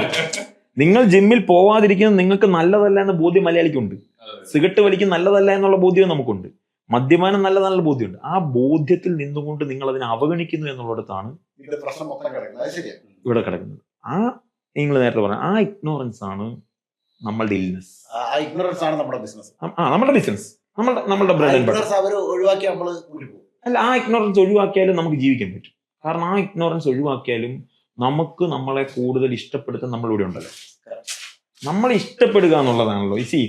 ഞാൻ എപ്പോഴും പറയുന്നത് രോഗങ്ങളില്ലാത്ത അവസ്ഥയല്ല ആരോഗ്യം എന്നുള്ളത്, നമ്മളുടെ quality of life. Absence of illness അല്ല ഹെൽത്ത്. ആബ്സെൻസ് ഓഫ് ഇൽനെസ് അല്ല, നേരത്തെ ക്വാളിറ്റി ഓഫ് ലൈഫാണ്. നമുക്ക് 4ാം നിലയിൽ നമുക്ക് ഇഷ്ടപ്പെട്ട ഒരാൾ ഇരിപ്പുണ്ട് എന്നുണ്ടെങ്കിൽ ഓടിപ്പോയി കാണാൻ പറ്റുക എന്നുള്ളതാണ് നമ്മുടെ ഹെൽത്ത്. ആ സമയത്ത് മുട്ടുവേദന എന്നുള്ളതാണ് നമ്മുടെ ഇൽനെസ് അല്ലേ? നമ്മളുടെ മൈൻഡും നമ്മളുടെ ശരീരവും ഒരേ സ്ഥലത്തേക്ക് യാത്ര ചെയ്യുന്നിടത്ത് നമ്മൾ ഹെൽത്തിയാണ്. അല്ലാതെ ഒന്നും നമ്മൾ ഹെൽത്തി അല്ല, നമ്മൾ വീക്കാണ്. നമ്മളുടെ ക്വാളിറ്റി. ഞാൻ ഈ ഹെൽത്തിന് വേറെ പ്രധാനപ്പെട്ട കാര്യമുണ്ട്. ഹെൽത്തിന്റെ പ്രധാനപ്പെട്ട കാര്യം എന്താണെന്നറിയോ? ഇപ്പം ബ്രാൻഡ് സ്വാമിയെ പോലെ ഒരാൾ നല്ല ഇൻസേർട്ട് ഒക്കെ ചെയ്ത് കണ്ണാടിയൊക്കെ വെച്ച് ഒരു പെണ്ണ് കാണാൻ പോയാൽ, ഇനി പോകുന്നില്ല പക്ഷെ എനിക്ക് അതെ, പക്ഷെ ബ്രാൻഡ് സ്വാമിക്ക് താല്പര്യം ഉണ്ടെങ്കിലും അതല്ല. അപ്പൊ ഞാൻ പറഞ്ഞത്, ഇങ്ങനെ ഒരാള് ഇതേ കോസ്റ്റ്യൂമിൽ ഇതിലെ അപ്പിയറൻസിൽ നമ്മളുടെ വീട്ടിലൊരു പെണ്ണ് കാണാൻ വന്നാൽ നമ്മളത് കഴിഞ്ഞാൽ പയ്യൻ എങ്ങനെയുണ്ട് സ്വഭാവം എന്നൊക്കെ ആലോചിക്കും. ഇതേ സമയത്ത് ഞാൻ പെണ്ണ് കാണാൻ പോവാണ്, കണ്ണാടിക്ക് വരെ ഞാൻ ഒരു ഹിയറിംഗ് എയ്ഡാണ് വെച്ചത് എന്നുണ്ടെങ്കിൽ, ഞാൻ ആ പെങ്കൊച്ചിനെ പെണ്ണ് കണ്ടിട്ട് തിരിച്ചിറങ്ങി വരുമ്പോൾ എന്റെ ഹിയറിംഗ് എയ്ഡാണ് അവിടുത്തെ ചർച്ച. ആണോ അല്ലയോ? അല്ല, അതിനു മുമ്പ് ഞാൻ പറഞ്ഞതാ. അല്ല, ഞാൻ പറഞ്ഞ പോയിന്റ് അല്ല, അതെവിടെയാണെന്നറിയോ ഇവിടെ വരുന്നത്? എന്നെ സംബന്ധിച്ചിടത്തോളം നിങ്ങളിപ്പോ ആളുകളോട് ചോദിക്കുമ്പോൾ ഗ്യാസ്ട്രൈറ്റിസിന്റെ പ്രശ്നമുണ്ട്, ഉറക്കം കുറവാണ്, മോഷൻ പ്രോപ്പർ അല്ല, ഇതൊന്നും നോർമാലിറ്റി അല്ല അല്ലേ? ഇതിനു വേണ്ടി ആരെങ്കിലും ഹോസ്പിറ്റലിൽ പോകുന്നുണ്ടോ? എനിക്ക് ഗ്യാസിന്റെ പ്രശ്നം ഉണ്ടെന്ന് പറഞ്ഞാൽ ആരും ഹോസ്പിറ്റലിൽ പോകുന്നില്ല. എനിക്ക് ഉറക്കം പ്രോപ്പർ അല്ല എന്ന് പറഞ്ഞാൽ ആരും ഹോസ്പിറ്റലിൽ പോകുന്നില്ല. എനിക്ക് മോഷന്റെ പ്രശ്നം ഇടയ്ക്കിടയ്ക്ക് ഉണ്ട് എന്ന് പറഞ്ഞാൽ ആരും ഹോസ്പിറ്റലിൽ പോകുന്നില്ല. വൈ? ബിക്കോസ് അത് ജനറലൈസ് ചെയ്യപ്പെട്ടു എന്നുള്ളതുകൊണ്ട് അല്ലേ? നിങ്ങൾക്ക് ഈ പ്രശ്നം ഉണ്ടായിരിക്കും, നമ്മളുടെ കൂടെയുള്ള 90% ആൾക്കാർക്ക് പ്രശ്നമുണ്ട്. പക്ഷെ എന്നെ സംബന്ധിച്ച് ജനറൽ അല്ല. അത് നിങ്ങളുടെ ക്വാളിറ്റി ഓഫ് ലൈഫിനെ ബാധിക്കുന്നുണ്ട്. അതാണ് ട്രീറ്റ് ചെയ്യപ്പെടേണ്ടത്. ക്വാളിറ്റി ഓഫ് ലൈഫാണ് ട്രീറ്റ് ചെയ്യപ്പെടേണ്ടത്. 7 മണിക്കൂർ നന്നായി ഉറങ്ങുക എന്നുള്ളതാണ് ട്രീറ്റ് ചെയ്യപ്പെടേണ്ടത്. അത് കിട്ടാത്തത് എൻ്റെ ഈ റൂമിലുള്ള 90% ആൾക്കാർക്കും അത് കിട്ടിയില്ല എന്നുള്ളത് കൊണ്ട് അത് കിട്ടേണ്ടാത്തതാണ് എന്നില്ല. അത് നിങ്ങൾക്ക് കിട്ടേണ്ടതാണ്. പക്ഷെ അത് നമുക്ക് എവിടെയോ മിസ്സായി പോകുന്നുണ്ട്. ആ മിസ്സായി പോകുന്നത് ഭൂരിഭാഗം ആൾക്കാർക്ക് മിസ്സാവുന്നത് കൊണ്ട് അത് എനിക്ക് കിട്ടില്ല എന്നില്ല. ആ ക്വാളിറ്റി ഓഫ് ലൈഫാണ് നമ്മളെ പോലെയുള്ള എല്ലാ സെന്ററുകളും റീവർക്ക് ചെയ്തുകൊണ്ടിരിക്കുന്നത്. അതിന് കുറെ തടസ്സങ്ങളും വെല്ലുവിളികളും ഒക്കെ ഉണ്ട്. പക്ഷെ ആ ക്വാളിറ്റി ഓഫ് ലൈഫാണ് നമ്മളുടെ ജീവിതത്തെ കൂടുതൽ. ഇപ്പൊ ഞാൻ ഇതേ ചോദ്യം, നിങ്ങളൊരു ഫിഷ് വേ എന്തായിരിക്കാം ഇങ്ങനത്തെ ഒരു വിഷൻ? ഇപ്പം ഡോക്ടർ അഭിജിത്ത് പറയുന്ന ഒരു വിഷൻ ഉണ്ട്, അതായത് രോഗങ്ങളില്ലാത്ത ഒരു കാലം, ഒരുപക്ഷെ രോഗങ്ങളെ പ്രിവെന്റ് ചെയ്യുന്ന തരത്തിലുള്ള ഒരു മോഡൽ ക്രിയേറ്റ്. ഈ വിഷൻ ആയിരിക്കാം ഒരുപക്ഷെ അഭിജിത്തിന് ഇന്ത്യയിലെ ഏറ്റവും വലിയ സ്റ്റാർട്ടപ്പുകളിൽ അല്ലെങ്കിൽ ബിസിനസ്സുകളൊന്നായി മാറുമ്പോൾ ഉണ്ടാവും. എന്തായിരിക്കും ഫിഷ് ബേ ഇങ്ങനെ നിങ്ങൾ മുന്നിലേക്ക് വെക്കുന്ന ഒരു ആശയം? ഒരു സാധനം ഉണ്ടാവില്ല, നമ്മുടെ ഉള്ളിൽ ഒരു സാധനം ഉണ്ടാവും. തീർച്ചയായിട്ടും. സോ ഫിഷ് ബേ എന്നുള്ളൊരു ആശയത്തിന്റെ വിഷൻ എന്താന്ന് വെച്ച് കഴിഞ്ഞാൽ, it's standardising seafood industry in India. So ഇതാണ് വിഷൻ. ഈ വിഷനിലോട്ട് വരുമ്പോൾ we can see lot of brands who already be in the space. പക്ഷെ ഇവർ ഭയങ്കരമായിട്ട് ഡിസ്ട്രാക്ട് ആയിട്ടുണ്ടായിരുന്നു ഒരു പോയിന്റിൽ. They were trying to do something more than fish. So fish പേയിൽ ഉദ്ദേശിക്കുന്നത് എന്താണെന്ന് വെച്ച് കഴിഞ്ഞാൽ we getting to the picture, അതായത് ഏറ്റവും ആൾക്കാരുമായിട്ട് റിലേറ്റബിളി കമ്മ്യൂണിക്കേറ്റ് ചെയ്യാൻ പറ്റുന്ന സെഗ്മെന്റ്, ദാറ്റ് ഈസ് ഫുഡ്. അതായത് റോ ഫിഷ് നമുക്ക് ഇൻഡസ്ട്രിയിലോട്ട് വന്നു കഴിഞ്ഞാൽ കമ്മ്യൂണിക്കേറ്റ് ചെയ്യാൻ പറ്റില്ല. സോ ഇത് ഈ പറയുന്ന എവിടുന്ന് ഈ ലൈഫ് സ്റ്റൈൽ ചേഞ്ചസ് എവിടുന്ന് വരണം എന്ന് ചോദിച്ചു കഴിഞ്ഞാൽ it has to come from the beginning. അതായത് ഒരു കുട്ടിയുടെ ബിഗിനിങ്ങിൽ നമ്മൾ ഈ സാധനങ്ങൾ ടീച്ച് ചെയ്ത് കൊടുക്കണം എന്നുള്ളതുണ്ടല്ലോ. അപ്പോൾ നമ്മുടെ മോസ്റ്റ് ഓഫ് ദ ഓഡിയൻസും നമ്മൾ ഫോക്കസ് ചെയ്യുന്നത് ഈ ഒരു കാറ്റഗറിയിലോട്ടാണ്. അതായത് ഒരു ബെറ്റർ സോഴ്സ് ഓഫ് പ്രോട്ടീൻ, അല്ലാന്നുണ്ടെങ്കിൽ ഒരു ബെറ്റർ സോഴ്സ് ഓഫ് ആൾട്ടർനേറ്റീവ്. ഇപ്പൊ ഒരു ജങ്കിന്ന് മാറിയിട്ടുള്ള ഒരു reliable source of protein serve ചെയ്യാൻ പറ്റുന്ന ഒരു കോൺസെപ്റ്റ് ആണ് സീ ഫുഡ്. പക്ഷെ ഇതിന്റെ കൺസിസ്റ്റന്റ് ആയിട്ടുള്ള അവൈലബിലിറ്റിയും അതേപോലെ തന്നെ പ്രൈസും ഭയങ്കര ചലഞ്ചിങ് ആണ്. അതുകൊണ്ടാണ് ഇങ്ങനെ ഒരു സ്കെയിലബിൾ മോഡൽസ് ഇതുവരെ ഇവിടെ വരാതിരുന്നത്.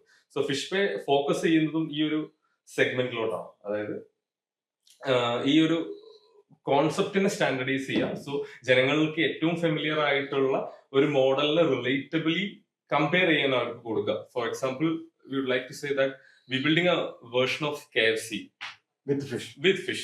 So ഇതാണ്, അതായത് ഞാൻ ആലപ്പുഴയിൽ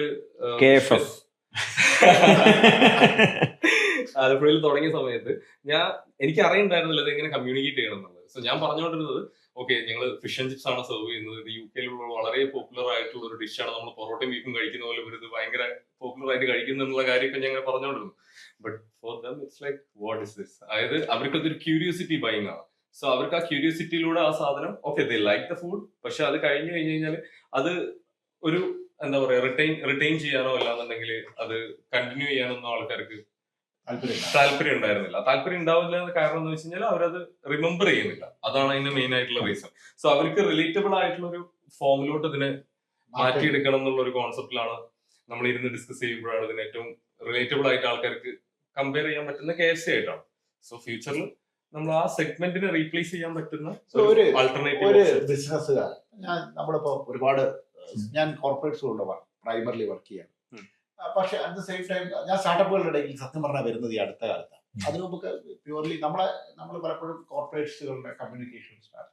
അപ്പൊ സ്റ്റാർട്ടപ്പുകളായിട്ട് അടുക്കാൻ തുടങ്ങിയ സമയത്താണ് നമ്മളൊരു കാര്യം മനസ്സിലാക്കിയത്. ഈ കോർപ്പറേറ്റ്സുകളുടെ വ്യത്യസ്തമായിട്ട് സ്റ്റാർട്ടപ്പുകൾ ഒരുപാട് തെറ്റിദ്ധാരണകളുണ്ട് എന്ന് വിശ്വസിക്കുന്ന ഒരാളാണ്. കാരണം ഫണ്ടിങ് ഉണ്ടെങ്കിലേ ഞങ്ങൾക്ക് മുന്നോട്ട് പോകാൻ പറ്റും. ഞങ്ങൾക്ക് ഫണ്ടാണ് വലിയ കാര്യം. ഈ അടുത്തിടെ ഞാനൊരു റെയിൻ ട്രെയിനിൽ ഒരു മഴ നനയാൻ പോയി. ഞങ്ങൾ ഒരു 100 ബിസിനസ്സുകാരെ വിളിച്ചാൽ മഴ നനയാൻ പോയി. ഈ മഴ നനയാൻ പോയപ്പോൾ ഞാൻ ഒറ്റ കാര്യം ചോദിച്ചുള്ളൂ, ഫണ്ട് ഇല്ലെങ്കിൽ ബിസിനസ് വളരും. ഫണ്ട് ഇല്ലെങ്കിൽ ബിസിനസ് വളർത്താം. എന്നോടാണ് ചോദിക്കുന്നത്. 100%. ഈ ഫണ്ട് എന്നുള്ളത് നിങ്ങളെ ഫോളോ ചെയ്യുന്ന സാധനമാണ്, നിങ്ങൾ ഫോളോ ചെയ്യേണ്ട സാധനമല്ല എന്നാണ് എൻ്റെ വിശ്വാസം.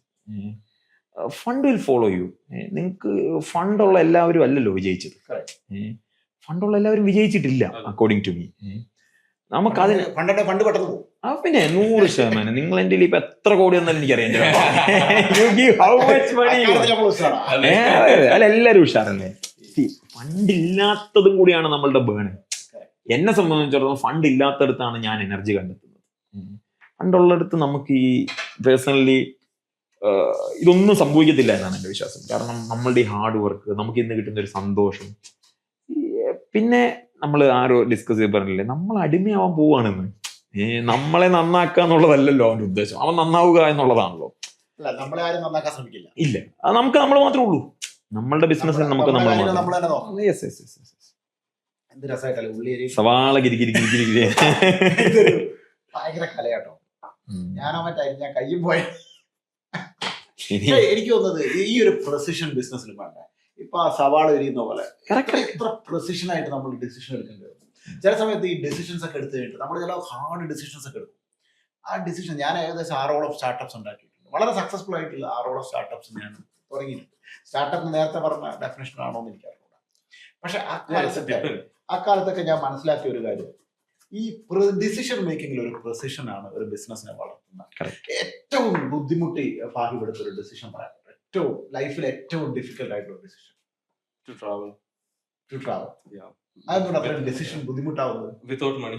ഓക്കെ, സോ ഹിച്ച് ഹൈക്കിങ് ചെയ്യാന്നുള്ളൊരു കോൺസെപ്റ്റ് വന്നപ്പോൾ so that was difficult. So അതായിരുന്നു ഭയങ്കര ആ ടൈമിൽ, കാരണം ആ ഡെസിഷൻ ഭയങ്കര ഇമ്പോർട്ടന്റ് ആയിരുന്നു. കാരണം ഞാൻ ഷെഫായിട്ട് വർക്ക് ചെയ്തുകൊണ്ടിരിക്കുന്ന സമയത്ത് ഇത് വെച്ചിട്ട് ഞാൻ കാണുന്ന സ്വപ്നമൊന്നും നടക്കില്ല. കാരണം ഒരു വർഷം ഞാൻ അവിടെ വർക്ക് ചെയ്തു. ഒരു വർഷത്തിൽ 365 ദിവസം വർക്ക് ചെയ്തു. ഈ 365 ദിവസം പുറത്തിറങ്ങാൻ പറ്റിയിട്ടുണ്ടായിരുന്നല്ലോ. ഷെഫിന്റെ ലൈഫ് ഭയങ്കര ബുദ്ധിമുട്ടാണ്. Like we choose that, right? Like there is no complaint about it. Like നമ്മൾ ചൂസ് ചെയ്തു പോകുന്നതാണ്. We love that passion. Like കാരണം ഞാൻ മനസ്സിലാക്കിയെടുത്തോളം ഹോസ്പിറ്റാലിറ്റി എനർജി ഇല്ലാത്തവർക്ക് ആ ഫേസിൽ നിൽക്കാൻ പറ്റില്ല. You have to show up every weekend. You have to sacrifice all the festival, and you go and host the people. Correct. So ഇത് pledge ആണ്. So ഈ pledge ഇല്ലാതെ നമുക്ക് ഒരിക്കലും ഈ സാധനത്തിലോട്ട് ഇറങ്ങാൻ പറ്റില്ല. So അപ്പൊ പാഷൻ ഇമ്പോർട്ടന്റ് ആണ് ബിസിനസ്സിൽ എന്നാണ് പറയുന്നത്. Of course. ഞാൻ പണ്ടൊരു കോൾ സെന്റർ നടത്തിയിരുന്നു. അപ്പൊ കോൾ സെന്റർ ഭയങ്കര ഫിനാൻഷ്യലി സക്സസ്ഫുൾ ആയി. പക്ഷെ എനിക്ക് ഒരിക്കലും അത് ആസ്വദിക്കാൻ കഴിയും. അങ്ങനെ ഞാൻ എൻ്റെ ജീവിതത്തിൽ ഏറ്റവും ഡിഫിക്കൽട്ട് ആയിട്ടുള്ള ഡിസിഷൻ എടുക്കുന്നത് ഈ സാധനം കൂട്ടുക. കാരണം ഭയങ്കര പ്രോഫിറ്റബിൾ ആണ്. പക്ഷെ എനിക്കിതൊരു സന്തോഷം തരുന്നില്ല. ഫണ്ട് തരുന്നുണ്ട് വെച്ചാൽ ഫണ്ട് തരുന്നില്ല, പക്ഷെ സന്തോഷം തരുന്നില്ല. അത് അന്ന് കൂട്ടാൻ തീരുമാനിച്ചന്ന് എനിക്ക് ഭയങ്കര സന്തോഷം. പക്ഷെ ഒരാഴ്ച എനിക്ക് സന്തോഷം കിട്ടി. പൈസ ഇല്ലല്ലോ, ക്യാഷ് വന്നുകൊണ്ടിരുന്നത് മറ്റേ കറവ് പശുവിനൊക്കെ ഒന്ന അവസ്ഥയായി. അപ്പൊ അത് ആ ഡിസിഷൻ മേക്കിംഗ് എന്താണ് ഡോക്ടർ അഭിജിത്ത് നിങ്ങളെടുത്ത് ഏറ്റവും ഡിഫിക്കൽട്ട് ആയിട്ടുള്ള ഡിസിഷൻ?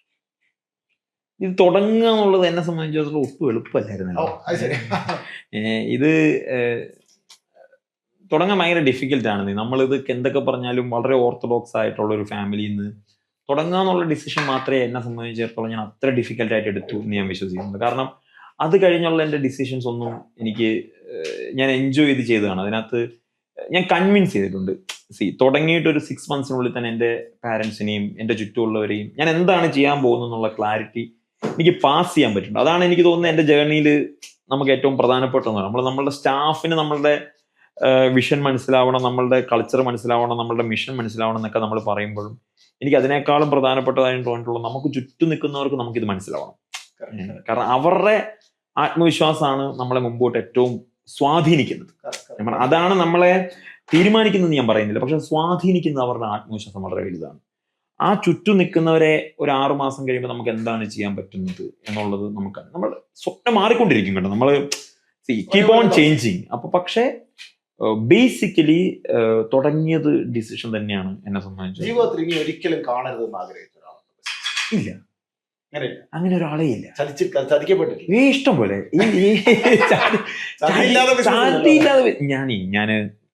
ഞാന് എന്റെ കൂട്ടുകാർ ഇല്ല എന്റെ കൂട്ടുകാരുടെ ഇപ്പം ബിസിനസ് തുടങ്ങുമ്പോഴേ ഇപ്പം നമ്മള് 28ാമത്തെ വയസ്സിൽ ഇതൊക്കെ ചെയ്യുമ്പോൾ അവർക്ക് ഇത് ഭയങ്കര ഇൻസ്പിറേഷൻ ആണല്ലോ. നമ്മൾ സൈല അനന്തുവിനെ കാണുന്നത് 28ാമത്തെ വയസ്സിൽ. 28ാമത്തെ വയസ്സിൽ നമ്മൾ അവനെയാണ് കാണുന്നത്. എന്റെ പ്രായമാണ് അനന്തുവിന്. അപ്പം പക്ഷെ നേരെ മറിച്ച് നമ്മളെ കാണുന്ന കുറെ പേരുണ്ട് ബിസിനസ് തുടങ്ങാൻ ഇപ്പോഴും സ്റ്റക്കായി നിൽക്കുന്ന കുറെ പേരുണ്ട്. അപ്പം അവരുമായിട്ട് ഞാൻ ബിസിനസ് ചർച്ച ചെയ്യുമ്പോൾ എന്റെ തിയറിയാണ് ഇത് ആർക്കും അപ്ലൈ ചെയ്യണമെന്ന് ഞാൻ പറയുന്നത്. ഞാൻ 2026 ബിസിനസ് ചെയ്യുന്നത് ആരാലും പറ്റിക്കപ്പെടാം, പറ്റിക്കപ്പെട്ടില്ലെങ്കിൽ ഭാഗ്യം. ഇത് മാത്രമാണ് തീരുമാനം.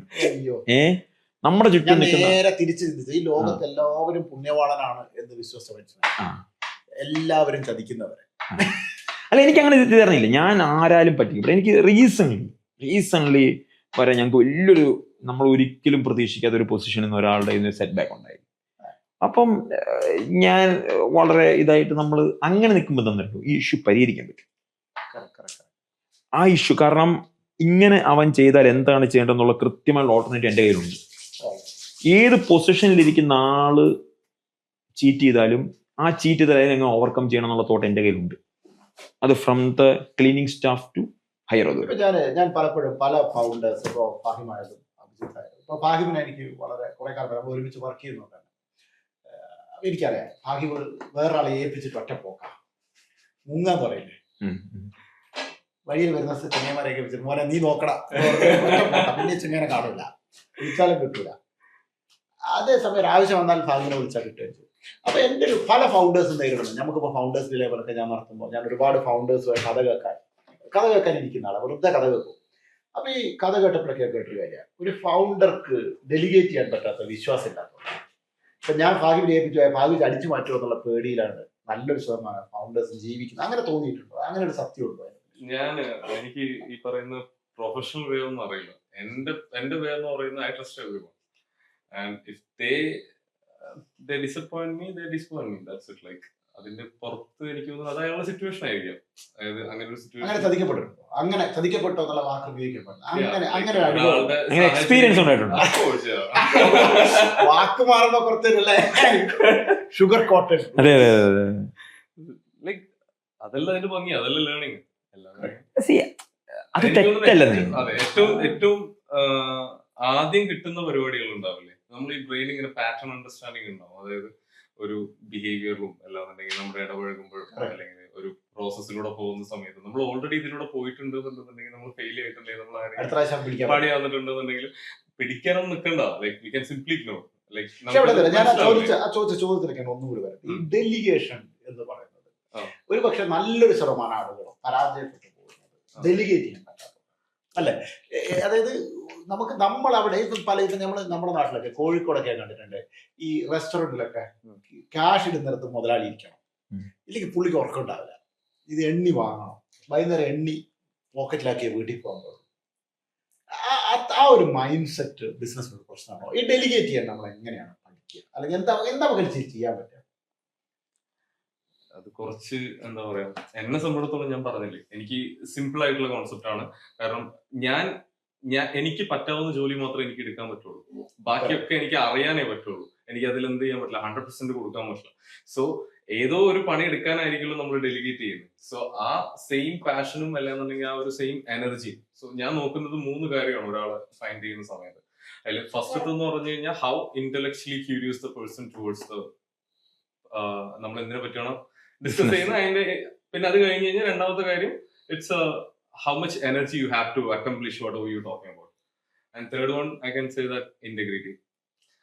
Even if they don't have the first two, I'm okay with it, because the first two you can learn it, because I learned it. പക്ഷെ ഇന്റഗ്രിറ്റി എന്ന് പറയുന്ന സാധനം നമുക്ക് ഇന്റഗ്രിറ്റി അളക്കാൻ പറ്റില്ലല്ലോ. ഇന്റഗ്രിറ്റി ഇന്റഗ്രിറ്റി അളക്കാനുള്ള മീറ്റർ അവിടെ ഇല്ലല്ലോ, അവിടെ പ്രശ്നത്തിൽ കൂടുന്നു. Yeah, of course. അത് ഞാൻ പറഞ്ഞു. ഞാൻ എടുക്കുന്ന ഒരു സ്റ്റെപ്പ് എന്താണെന്ന് വെച്ച് കഴിഞ്ഞാൽ probability. So I trust everyone. There's always a 3% that it's okay. There is a probability that you are being cheated. Of course. And you accept it. Yeah, I accept it. There's only chance of success is 3%. Okay. Yeah. So you trust everyone. Okay. Percentage of success is 3%. പക്ഷെ that's a fear, no? അത് നമുക്കൊരു ഭയങ്കര ഉള്ളിലൊരു ഭയം ഉണ്ടായിരുന്നു. ഈ 3% മാത്രമേ ജയിക്കുള്ളൂ എന്ന് ഉറക്കണിക്കാൻ പറ്റും. ഇപ്പൊ അഭിജിത്ത് ആലോചിക്കുകയാണ്. അഭിജിത്തിന് എനിക്ക് തോന്നുന്ന കൊച്ചിയിലും തിരുവനന്തപുരത്തും ക്ലിനിക്സ് ഉണ്ട്. ആരോ ഒരാളാണ് നടത്തുന്നത്. എന്തായാലും അഭിജിത്ത് അല്ല നടത്തുന്ന ഉറപ്പാണ്. എന്ത് വിശ്വാസത്തിലാണ് ഉറക്കം? ഇതിനെ തന്നെ അറിയൂ. നേരത്തെ ഈ ഡെലിഗേഷൻ ഇല്ലേ, ഈ ഡെലിഗേഷൻ ഞാൻ ജൂലൈ 15 ആത്മ തുടങ്ങിയിട്ട് ഞാൻ രാവിലെ 5:30 എണീക്കും. 5:30 എണീറ്റ് നമ്മളുടെ സുപ്രഭാതമൊക്കെ വെക്കുന്നു, രാവിലെ സാമ്പ്രാണി പോയിക്കുന്നു, 3 റൂമിലും പേഷ്യൻസിനെ വിളിച്ചുണർത്തുന്നു, രാവിലെ ഡോക്ടർ യോഗയ്ക്ക് വരുമ്പോ അതെ സംവിധാനം ചെയ്യുന്നു. അങ്ങനെ ചെയ്തിട്ടാണ് 2021 ജൂലൈ 15 ആത്മ തുടങ്ങിയത്. ആത്മയിൽ രാവിലെ തൊട്ട് വൈകുന്നേരം വരെ ഫുൾ ഞാനുണ്ട്, ഞാൻ അറിയുന്നുണ്ട്, ഞാൻ ചെയ്യുന്നുണ്ടല്ലോ. അങ്ങനെ നിന്ന് മുന്നോട്ട് പോയിട്ടാണ് ഡിസംബറിൽ ഞാൻ എൻ്റെ സ്പൈൻ ഇൻഫെക്ഷൻ ആണ് എന്ന് പറഞ്ഞ് ഞാൻ ഡയഗ്നോസ് ചെയ്യപ്പെടുന്നത്. ഞാൻ 2022 ജനുവരി തൊട്ട് ഓൾമോസ്റ്റ് ജൂൺ എൻഡ് വരെ ഞാൻ ബെഡ് റിഡൻ്റായി. എൻ്റെ ബിസിനസ് തുടങ്ങി 6 മാസം കഴിഞ്ഞു. പക്ഷെ 6 മാസം എൻ്റെ ബിസിനസ്സിന് ഒരു തേങ്ങയും സംഭവിച്ചില്ല. എന്നെക്കാളും ഭംഗിയായിട്ട് അവിടുത്തെ ആളുകൾ ആ ബിസിനസ്സിന് കൊണ്ടുവരുന്നു. എൻ്റെ പേഷ്യൻസ് ഞാൻ ഉള്ളതിനേക്കാളും സാറ്റിസ്ഫൈഡ് ആണ് എന്ന് മനസ്സിലായപ്പോഴാണ് എനിക്ക് മനസ്സിലായത് ഇത് നമ്മൾ എല്ലാത്തിലും ആവശ്യമില്ല. നമ്മൾ ഇപ്പം ഫാഹിം പറഞ്ഞില്ല, നമ്മൾ അറിയുന്നുണ്ട് എന്നൊരു ബോധ്യം അവർക്ക് ഉണ്ടായാൽ മതി. നമ്മൾ അറിയുന്നുണ്ടെന്ന് ബോധ്യം ഉണ്ടായാൽ മതി. പിന്നെ നേരത്തെ ഈ ബ്രാൻസമി ചോദിച്ചില്ലേ, ഈ രാവിലെ ചീറ്റ് ചെയ്യപ്പെടും എന്നുള്ള വിശ്വാസത്തിൽ എങ്ങനെയാണ്? ഞാൻ ആ വിശ്വാസം ഉണ്ടെന്നറിയോ, ലോകത്തിൽ ഏറ്റവും കൂടുതൽ വിശ്വാസമുള്ളത് എനിക്ക് എൻ്റെ കഴിവിലാണ്. എനിക്ക് എൻ്റെ കഴിവിൽ വിശ്വാസം ഉള്ളപ്പോ ആരെന്നെ ചീറ്റ് ചെയ്താലും നമുക്കൊരു പ്രശ്നമില്ല. നമുക്ക് നമ്മളിലുള്ള വിശ്വാസം ഉണ്ടല്ലോ, ഈ നമുക്ക് നമ്മളിലുള്ള വിശ്വാസം എന്നുള്ളത് നിങ്ങൾക്കുണ്ടെങ്കിൽ ലോകത്താർക്കും നിങ്ങൾ ഒരു തേങ്ങയും ചെയ്യാൻ പറ്റില്ല. എന്ത് ചെയ്യാൻ പറ്റും? എന്തുണ്ടായാലും സാർ തിരിച്ചു വരും. അതെനിക്ക് തോന്നുന്നു ബിസിനസ്സുകാരൻ്റെ ആത്മധൈര്യം. അതിലല്ലേ അവൻ ജീവിക്കുന്നത്. അതില്ലെങ്കിൽ നമ്മൾ കഴിക്കും. അതിലല്ലേ ജീവിക്കുന്നത്. പിന്നെ എൻ്റെ അസറ്റ്, അതായത് ഈ ഒരു 4 വർഷം അല്ലെങ്കിൽ 5 വർഷം കൊണ്ട് ഉണ്ടാക്കിയ അസറ്റ് എന്താണെന്ന് ചോദിച്ചാൽ you can make your core team. അതൊരു ബലമാണ്. ഈ കോർ ടീമാണ്. ഇതൊക്കെ പറയുമ്പോഴും നമുക്ക് ഈ ജേർണിയിൽ ഏറ്റവും വലിയ അസറ്റ് എന്ന് ഞാൻ വിശ്വസിക്കുന്ന എൻ്റെ കോർ ടീമാണ്. ആ കോർ ടീമിൽ അതിലാണ് നമ്മൾ ജേർണി ചെയ്യുന്നത്. ഇപ്പം ഒരു പെട്ടെന്ന് ഒരു ക്രൈസിസ് വരുമ്പോൾ എൻ്റെ ഒരു കസിനെ, ഞാൻ വളരെ ഹൈ സാലറിയിൽ വർക്ക് ചെയ്തുകൊണ്ടിരുന്ന ഒരു കണ്ണൻ എന്ന് പറഞ്ഞ എൻ്റെ ബ്രദറിനെ ഞാൻ പോയിട്ട് വിളിക്കുക, നെക്സ്റ്റ് മന്ത് നിങ്ങൾ ഇങ്ങോട്ട് വരണം, എനിക്ക് ആവശ്യമുണ്ട് എന്ന് പറയും. കാരണം അതൊരു എക്സ്പാൻഷൻ മൂഡിലാണ്, സ്ഥാപനത്തിന് ഒരു ആവശ്യമുണ്ട്. അദ്ദേഹത്തിൻ്റെ ആ സമയത്തെ സാലറി ആയിട്ട് കമ്പയർ ചെയ്യുമ്പോൾ ഒരു 1/3 എനിക്ക് അഫോർഡ് ചെയ്യാൻ പറ്റും. പക്ഷേ വന്നപ്പോൾ എന്നോട് പറഞ്ഞു, ഞാൻ വിസ ക്യാൻസൽ ചെയ്തിട്ടാണെന്ന് പറഞ്ഞു, ഇനി എങ്ങാനും തിരിച്ചു പോകാൻ തോന്നിയാലോ എന്നുള്ള മൂഡിലേ. അപ്പോ അങ്ങനെ കോർ ടീമൊക്കെ ഉണ്ടല്ലോ, അതൊക്കെയാണ് ശരിക്കും പറഞ്ഞാൽ നമ്മളെ ഞെട്ടിച്ചു കളയാം. അതായത് ചില സമയങ്ങളിൽ നമ്മളെക്കാൾ കൂടുതൽ നമുക്കൊരു കമ്മിറ്റ്മെന്റ് ആയിട്ട് മാറുക അല്ലേ? കമ്മിറ്റ്മെന്റ് ആയിട്ട് മാറും. പിന്നെ നമ്മുടെ കോൺഫിഡൻസ് ഉണ്ട്, നമുക്ക് വളരാം, നമ്മൾക്ക് എന്ത് സ്വപ്നം കാണാം. നമ്മള് ഈ 10,000 രൂപയും 15,000 രൂപയും കണക്ക് വെക്കുമ്പോൾ പേടിക്കുന്ന 100 കോടിയുടെ 150 കോടിയുടെ ബിസിനസ്സിൽ പോയി ഇരിക്കുന്ന യഥാർത്ഥത്തിൽ നമ്മളെക്കാളും കൂടുതൽ നമ്മളുടെ പുറകിൽ അവരിങ്ങനെ നിൽക്കുകയാണ്. എടാ നീ അത് ചെയ്യേ എന്ന് പറഞ്ഞ് നിൽക്കുന്ന ഒരു ടീം. നല്ല മണം വരുന്നുണ്ട്, നല്ല വിശപ്പുണ്ട്. ഉഷാറാക്കി ഭാഗ്യം എന്തൊക്കെയോ ഒരു സ്പെഷ്യൽ ഡയറ്റ് ഒക്കെ ഉള്ള മനുഷ്യനല്ലേ? ഡയറ്റ് എന്നൊന്നും പറയാൻ പറ്റില്ല, തോന്നിവാസം എന്ന് പറയാൻ പറ്റുള്ളൂ. അല്ല, ഡയറ്റ് എന്ന് പറഞ്ഞാൽ ഡോക്ടർ എന്താന്ന് പറയും. എനിക്ക് എക്സ്പെരിമെന്റൽ ആണ്. സോ എന്തിന് എക്സ്പെരിമെന്റ് ചെയ്യുന്ന? ഫിഷിന് ഡയറ്റ് വെച്ചിട്ട്. ഞാൻ നോർമലി ഫിഷ് ആണ് കഴിക്കുന്നത്. സോ ഞാൻ ഡെയിലി 1 ടൈം മീൽ. അതായത് ഒരു ഫിഷ് വേ പോലെ ബ്രാൻഡ് ഉണ്ടാക്കുന്ന ആള് ഫിഷിനെ എത്ര സ്നേഹിക്കുന്നല്ലേ? ആലമാരിക്ക് ഫിഷ് മാത്രമേ ഉള്ളൂ. ഇയാളെ എവിടെ കൊണ്ടുപോകാൻ പറ്റില്ല, നോക്കി കളയും. അത് 1 ടൈം മീൽ. അത് വളഞ്ഞപ്പോ ഞാൻ കുക്ക് ചെയ്ത് കണ്ടില്ലേ, ജസ്റ്റ് അതിൽ വേറെ മസാലാസ് ഒന്നുമില്ല, salt, peppers and fresh herbs, garlic. ഇത് വെച്ചിട്ട് ബട്ടറിൽ ജസ്റ്റ് ഗ്രില്ല് ചെയ്തെടുക്കുക, അല്ലെങ്കിൽ ബേക്ക് ചെയ്തെടുക്കുക, അല്ലെങ്കിൽ എയർ ഫ്രൈ ചെയ്തെടുക്കും. മോസ്റ്റ്ലി ഞാൻ എയർ ഫ്രൈ ചെയ്യാം, കാരണം അത് ഭയങ്കര ഈസിയാണ്. സോ ഞാൻ സാധാരണ ചെയ്യാന്ന് വെച്ച് കഴിഞ്ഞാൽ ഞാൻ ഒരു 3 വീക്സ് നമ്മുടെ മത്തിയില്ലേ, സോ മത്തി മാത്രം കഴിച്ചായിരുന്നു. മത്തി മാത്രം ഒന്നുമില്ല, വേറെ ഒന്നുമില്ല. അപ്പൊ ഈ കാർബോഹൈഡ്രേറ്റ് എങ്ങനെ കിട്ടും? ബാക്കി അറിയില്ല, പക്ഷെ എനിക്ക് വലിയ പ്രശ്നം ഡോക്ടറെ. ഇത് പിന്നീട് എന്തെങ്കിലും പണിയാവോ? ഒരു ബാലൻസ്ഡ് ഡയറ്റ് 100% നമ്മുടെ പ്ലേറ്റിൽ ഉണ്ടാവണം. പ്രോട്ടീനും കാർബും ഫാറ്റും, നല്ല ഫാറ്റ് ഉണ്ടാവണം നമ്മുടെ diet. Fat is very very very important. മത്തി ചെറിയ മീനല്ലേ? മത്തി ഒരു സംഭവമാണ്. ഈ മത്തിയിൽ എന്തൊക്കെ നമുക്ക് വലിയൊരു സ്റ്റാർട്ടപ്പ് ഉണ്ടാക്കാൻ പറ്റുമോ? മത്തി ആക്ച്വലി അതായത് അത്രയും അവൈലബിലിറ്റി ഉള്ള വേറൊരു ഫിഷ് ഇല്ല കാണുന്നുണ്ടെങ്കിൽ. ക്യാമറ ഓഫ് ആക്കിയാൽ ചിലപ്പോൾ പറയും.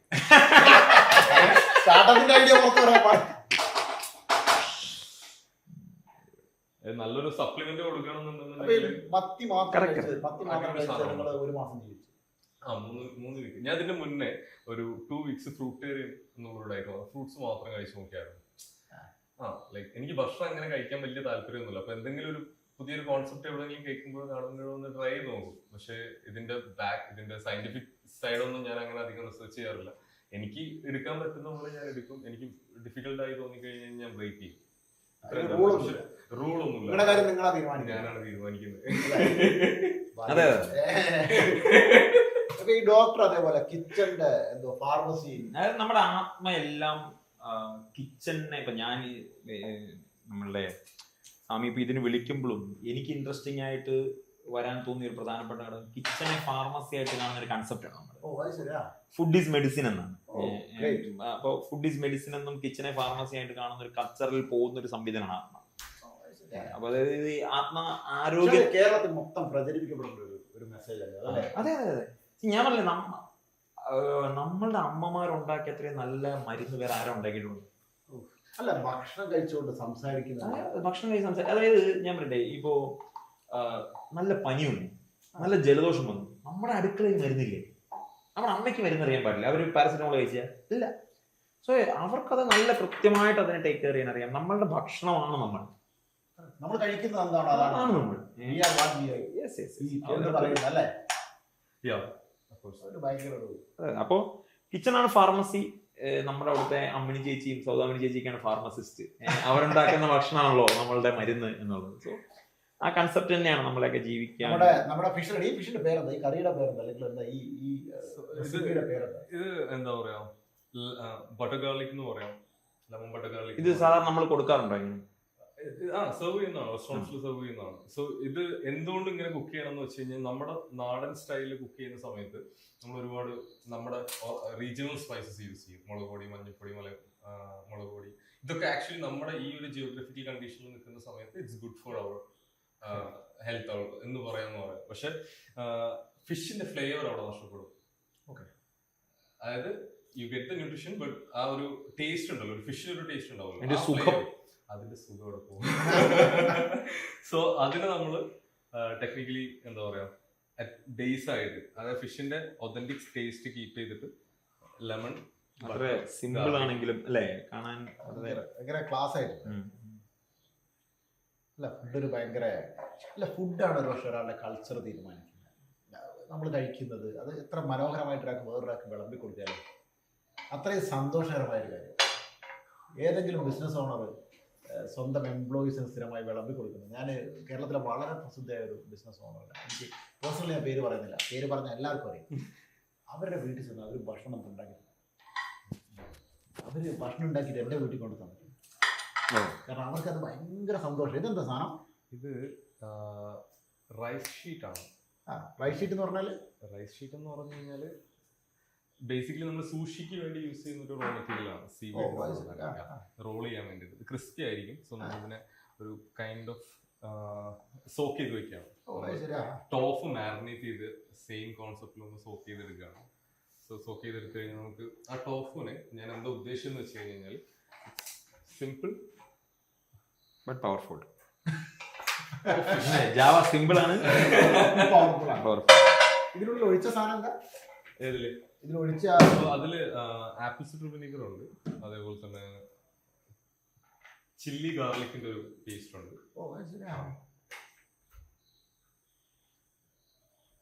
പിന്നെ സോൾട്ട്, അത്രേ ഉള്ളൂ. ഡോക്ടർ എന്താ ചെയ്യാൻ നോക്കുന്നു? നമ്മളിതിലൊക്കെ ഒന്ന് പിടിക്കണം എന്ന് പറഞ്ഞായിരുന്നല്ലോ. ഡോക്ടർ വളരെ സീരിയസ് ആയിട്ട് എന്തോ റിസർച്ചിലാണ്. ഭയങ്കര കഴിക്കാനായോ? ഞാൻ നന്നായി വിശക്കുന്നുണ്ട്. കാര്യം പറയാതെ ഇത്രയും നേരം ചർച്ച ചെയ്തിട്ട് ഈ ആത്മാവിന്റെ ഒരു വിശപ്പുണ്ടല്ലോ, പുതിയ കാര്യങ്ങൾ അറിയാനുള്ള ഒരു വിശപ്പ്. അതില്ലേ, പുതിയ കാര്യങ്ങൾ അറിയാം, പുതിയ കാര്യങ്ങൾ കാണാം. ഡോക്ടർക്കൊന്നും വന്നില്ല, ഇല്ലെങ്കിൽ ഞാൻ ഭയങ്കര ഡോക്ടർ കഴിക്കൂല, കഴിക്കുമായിരുന്നില്ല. എനിക്ക് നിർബന്ധമില്ല. എന്നാലും നിങ്ങൾ അല്ല, എനിക്ക് നിർബന്ധമൊന്നുമില്ല. ഫാഹിമിന്റെ ഇഷ്ടപ്രകാരം. അതെ, 100%.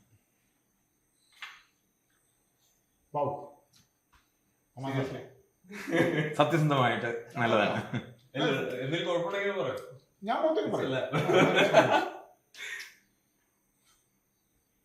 ഡിഫറെന്റ് ആണ്. അപ്പൊ ഈ ഇതെന്താന്ന് പറഞ്ഞു കൊടുക്കുന്ന ആൾക്കാർ അല്ലേ, ഇനി അവൾക്ക് പോയി ചൂസ് ചെയ്യണമെങ്കിൽ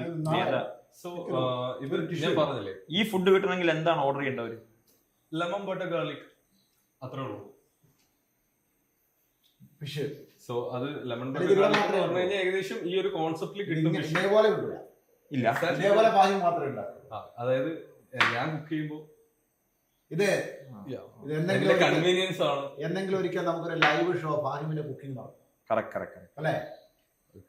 നമുക്ക് പെട്ടെന്ന് നടത്തിക്കളെ.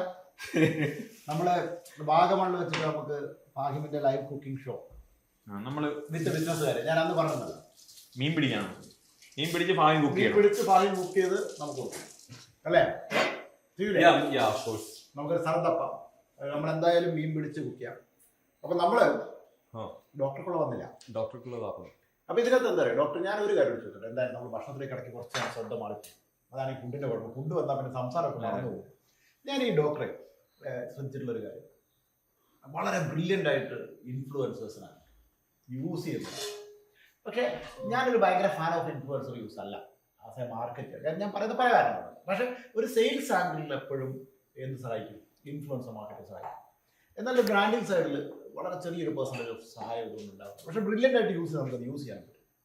എന്താണ് ഡോക്ടറുടെ ഒരു ഇൻഫ്ലുവൻസർ മാർക്കറ്റിംഗ് ഡോക്ടർ ഉപയോഗിക്കുന്ന ഒരു റൈറ്റ് തന്ത്രം നമ്മുടെ ബിസിനസ് ആരെങ്കിലും കാണുന്നുണ്ടെങ്കിൽ? ഞാൻ ആക്ച്വലി ഈ വലിയ ഇൻഫ്ലുവൻസേഴ്സിലേക്ക് പോകുന്നത് വളരെ ചുരുക്കമാണ്. ഓക്കെ. അതായത് ഞാൻ ചെയ്യുന്നൊരു തന്ത്രം, ഞാൻ ചെയ്യുന്നൊരു കാര്യം, ഈ അത്യാവശ്യം വൈറലായിട്ട് വരുന്ന വീഡിയോസ് ഉണ്ട്. ഞാൻ ആ വീഡിയോസ് എപ്പോഴും നോക്കിയിട്ട് അതാരാണ്, ഏത് ഇൻഫ്ലുവൻസറാണ് ഇട്ടത് എന്ന് ഞാൻ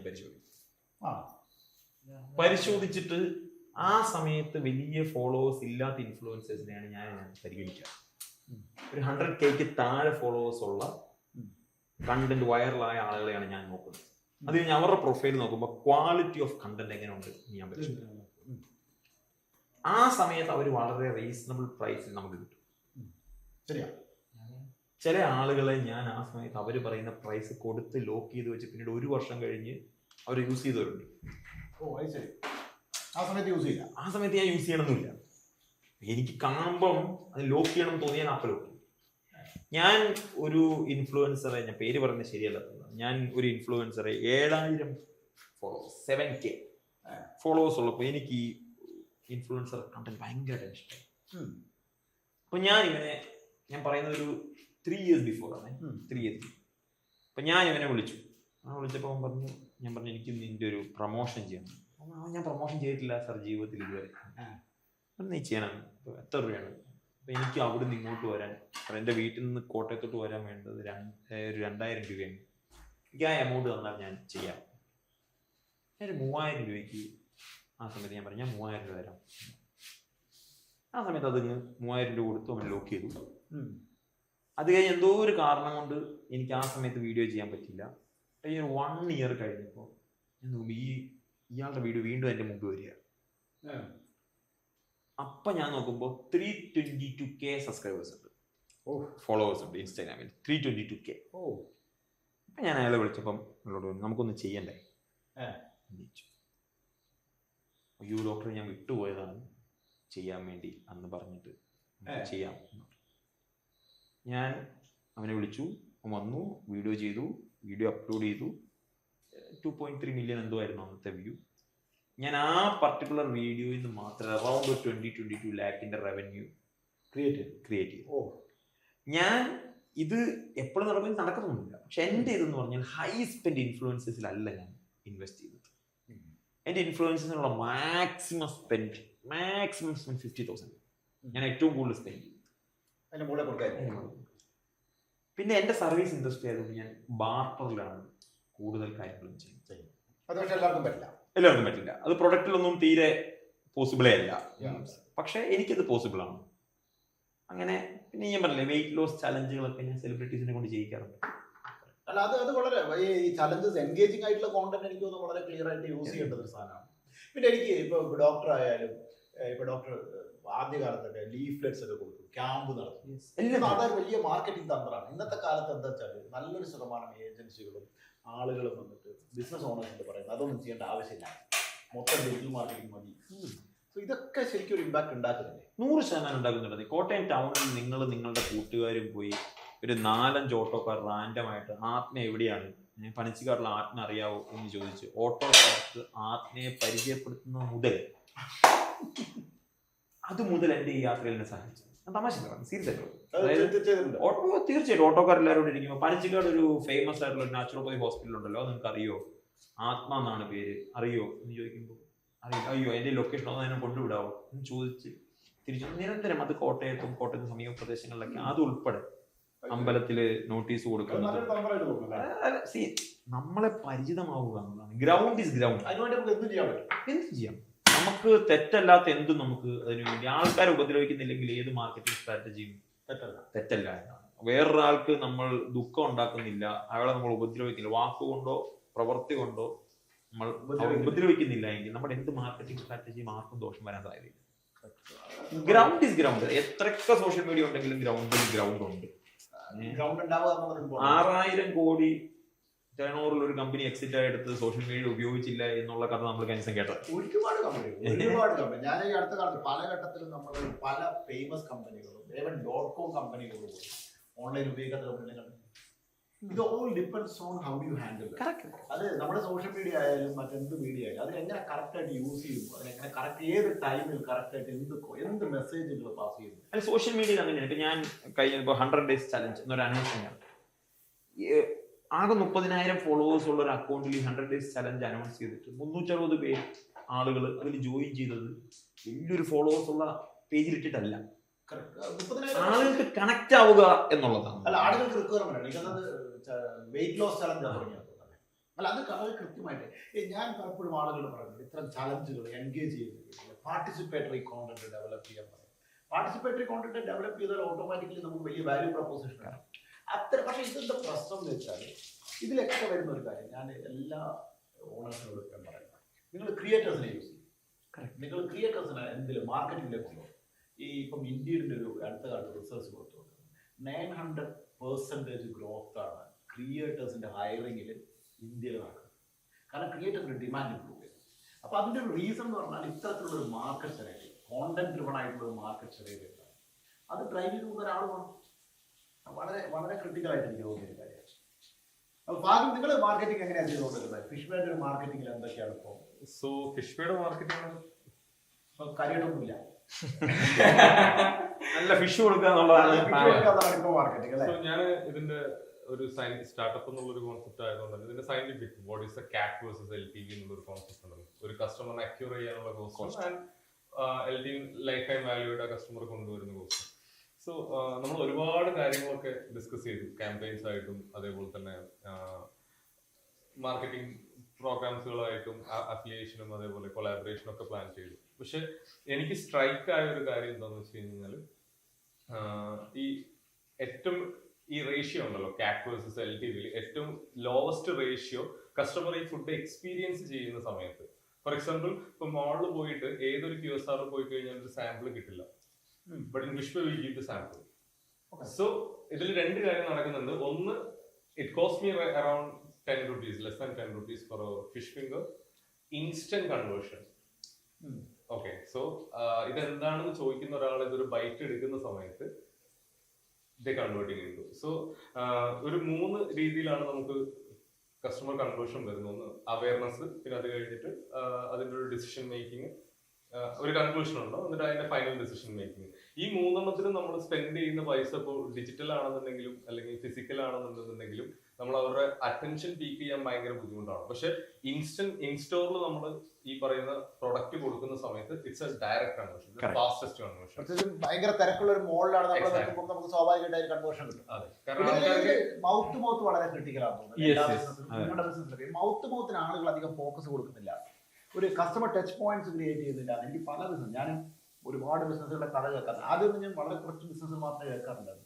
ഇപ്പൊ ഞാൻ ഫൗണ്ടേഴ്സിലേക്ക് വന്നതിന് ശേഷം എനിക്ക് മാർക്കറ്റ് ട്രിക്സ് എന്ന് പറഞ്ഞിട്ടൊരു പ്രൊഡക്റ്റ് ഉണ്ട്, അവിടെ ഞാൻ മെന്റർഷിപ്പ് ചെയ്യുന്നുണ്ട്. അപ്പൊ അവിടെ ഇവരുടെയൊക്കെ കഥകൾ ഇവർ actually customer touch points create ചെയ്യുന്നില്ല. അല്ലെ, അവർക്ക് ഞാൻ നേരത്തെ പറഞ്ഞില്ല, അവർക്ക് വേണ്ടത് അവർ സെല് ചെയ്യുന്നു, കസ്റ്റമർക്ക് വേണ്ടതല്ല. കസ്റ്റമർക്ക് വേണ്ടത് പലർക്കും അതാണ് പ്രശ്നം. എന്റെ നല്ല സാധനം ഉണ്ടെന്ന് പറഞ്ഞു, അത് അവന് വേണോ വേണ്ടിയോ എന്നുള്ളത് മാറ്ററില്ല. അത് അവന് വേണോ, അതിനൊരു കസ്റ്റമർ ഉണ്ടോ എന്നുള്ളതിനെ കുറിച്ച് നമുക്ക് ഒരു കസ്റ്റമറുടെ ആംഗിൾ ഉണ്ട്. ഇപ്പൊ ഞാൻ പലപ്പോഴും പറയുമ്പോൾ നമ്മൾ നടത്തുന്ന വർക്ക്ഷോപ്പുകളിലൊക്കെ നമ്മളൊരു ടെസ്റ്റ് നടത്താറുണ്ട്. നിങ്ങൾ ഇപ്പോഴത്തെ കസേരയിൽ ഓണറായിട്ടിരിക്കുക, എന്നിട്ട് അപ്പുറത്ത് 2 കസേരയുണ്ട്, ഒരു കസേര ഇവിടെ ഒരു കസേര അവിടെ. ഈ കസേരയിൽ ഓണറായിട്ടിരിക്കുക, എന്നിട്ട് അപ്പുറത്തെ കസേരയിൽ നിങ്ങൾ കസ്റ്റമറായിട്ട്, എന്നിട്ട് കുറച്ച് നിങ്ങൾ ആ കസേര മാറ്റിയിട്ട് വേറൊരാളെ റിയലി പിടിച്ചാൽ എന്നിട്ട് അയാളോട് ചോദിക്കുക, അയാളായിട്ട് ചിന്തിക്കുക. അപ്പൊ ഈ കസ്റ്റമറായിട്ട് ചിന്തിച്ച മൊത്തം സിറ്റുവേഷൻ കറക്റ്റ്. നമ്മൾ ഇന്ന് വരെ ഇപ്പം ഞാൻ ബ്രാൻഡ് സ്വാമിയായിട്ട് ചിന്തിച്ചാൽ ഞാൻ നിങ്ങളോട് ചോദിക്കുന്നു, ഒരു കാര്യത്തിനും അർത്ഥമില്ല ഉണ്ടാക്കും. കാരണം ഞാൻ എൻ്റെ ഒരു ഐയിലൂടെ മാത്രമേ കാണുള്ളൂ. ഇപ്പം ഞാൻ ആത്മയുടെ കണ്ണിലൂടെ അല്ലെങ്കിൽ ഫിഷ്ബേന്റെ കണ്ണിലൂടെ ഒരു മാർക്കറ്റിംഗ് കാരണം കാണാൻ പറ്റുമ്പോൾ കറക്റ്റ് ഇത് കഴിഞ്ഞ് നിങ്ങളുടെ കസ്റ്റമറായിട്ട് നമുക്ക് നോക്കണം പുറത്തിരുന്നിട്ട്. അപ്പോൾ അതിന് വേറൊരു ആംഗിൾ കിട്ടും. ഈ ആംഗിളുകൾ ഡെവലപ്പ് ചെയ്തെടുക്കും. അപ്പോൾ അത് ഭയങ്കര ഭയങ്കര ക്രിട്ടിക്കലായ ഒരു സാധനം. ഡോക്ടറുടെ ഫുഡ് ആയില്ല തോന്നല്ലേ? ഞാൻ കഴിച്ചു തീരുന്നുണ്ടോ? അത് കഴിച്ചു പണ്ടരണ്ട പറഞ്ഞോല്ലേ, എനിക്ക് വിഷം പിന്നെ ഡോക്ടർക്ക് ഒരാൾ പിന്നെ ഭക്ഷണം ഫാസ്റ്റിംഗ് ഒക്കെ ഉണ്ട്, ഡോക്ടർക്കാണെങ്കിൽ ശീലമാണ് ഡയറ്റ് ശീലമാണ്. ഈ ഡയറ്റ് ശരിക്കും എന്താ, എങ്ങനെയാണ് നമ്മുടെ ഒരു എന്തായിരിക്കണം ഒരു ഐഡിയ ബാലൻസ് ഉണ്ടാവുക എന്നുള്ളതാണ്. നമുക്ക് പ്രോട്ടീനും കാർബോഹൈഡ്രേറ്റും ഫാറ്റും ഫൈബറും എല്ലാം കൊണ്ടുള്ള ബാലൻസ് ആണ്. നമ്മളുടെ മലയാളിയുടെ ഭക്ഷണത്തിൽ അതുണ്ട് ബേസിക്കലി. അതാണ് പുട്ടും പയറും നമുക്ക് കിട്ടുന്നത്. ഞാൻ പുട്ടും പയറും പുട്ടും കടലയും, അതുകൊണ്ടാണ് ഞാൻ പുട്ടും പഴത്തിനെതിരെ നിൽക്കുന്നത്. കാരണം again it is carb double ആവുകയാണ് ചെയ്യുന്നത്. പുട്ടും പഴവും നല്ലതല്ല. അല്ല, പുട്ടും കടലയാകുമ്പോൾ എന്താണ്, ഒരു കാർബാണ്, ഒരു പ്രോട്ടീനാണ്. അല്ലേ, നമ്മളുടെ മലയാളിയുടെ ഭക്ഷണത്തിൽ നല്ല ഗംഭീരമായിട്ടുണ്ട്. ഞാൻ പറഞ്ഞു, മലയാളിയുടെ സദ്യ നിങ്ങൾ ശ്രദ്ധിക്കുക, ഭയങ്കര ഒരു ഫുൾ ഡയറ്റാണ്. അതിനകത്ത് ഏറ്റവും പ്രധാനപ്പെട്ടതെന്ന് അറിയോ, ചോറ് വിളമ്പാൻ സ്ഥലം കാണില്ല. യഥാർത്ഥത്തിൽ അത്ര ചോറ് മതി എന്നുള്ളതുണ്ട്, അല്ല 4 പ്രാവശ്യം ചോറ് കഴിക്കാനില്ല. നമ്മൾ 4 വട്ടം ചോറ്. ശരിക്കും ചോറ് വിളമ്പാൻ സ്ഥലമില്ല എന്നുള്ളത്. കൂടുതൽ വേണ്ടത് അവിയലാണ്, അത് കൂടുതലുണ്ട്. തോരൻ കൂടുതൽ വേണം, തോരനുണ്ട്. അച്ചാർ കുറച്ച് മതി, അച്ചാർ കുറച്ചേ ഉള്ളൂ. ഉപ്പ് കുറച്ച് മതി, ഉപ്പ് കുറച്ചേ ഉള്ളൂ. എരിശ്ശേരി വേണം, കാളം വേണം. ഇതെല്ലാം കഴിഞ്ഞ് ചോറിടാൻ കുറച്ച് സ്പേസേ ഉള്ളൂ. ആ സ്പേസിലാണ് ചോറ്. അതാണ് കാരണം. നിങ്ങളുടെ ഫൈബറും നിങ്ങളുടെ ഫാറ്റും. രണ്ടുപേരുണ്ട്. ഈ ബിസിനസ്സുകാര് ചോറ് കൂടുതൽ തിന്നുന്നു എന്ന് പറയുന്ന പോലെ ആവശ്യമില്ലാത്തത് കൂടുതലായി ചെയ്യുന്ന ഒരു കാര്യം പറയാം. അങ്ങനെ ബിസിനസ് ഞാൻ കഴിഞ്ഞ ദിവസം ആരോ പറഞ്ഞു, ബിസിനസ്സുകാരെ ഞാൻ മനസ്സിലാക്കുന്നിടത്തോളം ഏറ്റവും വലിയ പ്രശ്നം they are not able to control their mental health എന്നുള്ളത്. മാനസിക ആരോഗ്യം അവരുടെ കയ്യിലാണ്. അവരത് ഫോക്കസ് ചെയ്യുന്നില്ല. അവര് അതിൽ ഫോക്കസ്ഡേ അല്ല. ഈ മാനസിക ഹെൽത്ത് കൂട്ടാൻ എന്ത് ചെയ്യാം? സ്ട്രെസ് കൺട്രോൾ ചെയ്യാൻ ഒത്തിരി പ്രാക്ടീസ് ഉണ്ട്. നമ്മൾ ഓവർ തിങ്കിങ് കൺട്രോൾ ചെയ്യുന്നത്, നമ്മളുടെ തോട്ട് പ്രോസസ് ചേഞ്ച് ആവുന്നത്. നമ്മൾ നേരത്തെ പറഞ്ഞില്ലേ, തെറ്റും ശരിയുമല്ല, ശരിയും ശരിയുമാണെന്ന് ഉൾപ്പെടെയുള്ളത് മാനസികാവസ്ഥയെ വളരെ വലുതായിട്ട് സ്വാധീനിക്കുന്നു.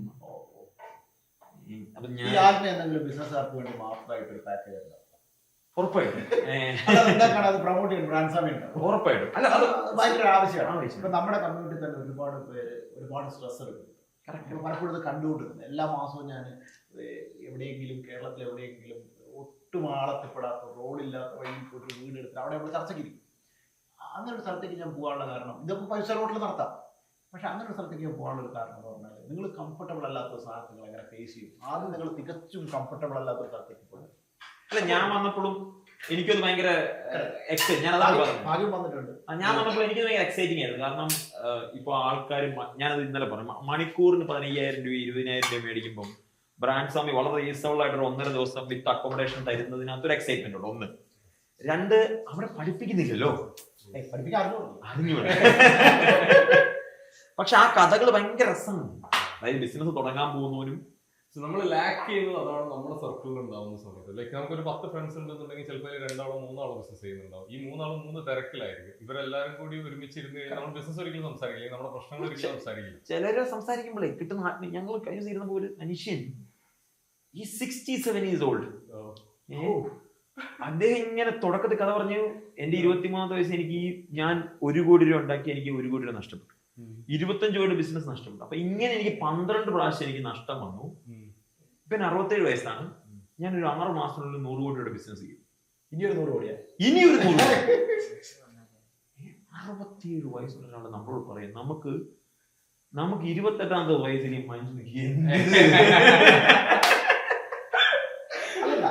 ഇതിൽ നമ്മൾ പലപ്പോഴും ഈ ബിസിനസ്സുകാര് ഇറങ്ങി വരുന്നില്ല. അവര് കേട്ട് കഥ കേൾക്കണം. ഈ കഥ കേട്ടാൽ പകുതിയിലേറെ പ്രശ്നങ്ങൾ സോൾവ് ആവും.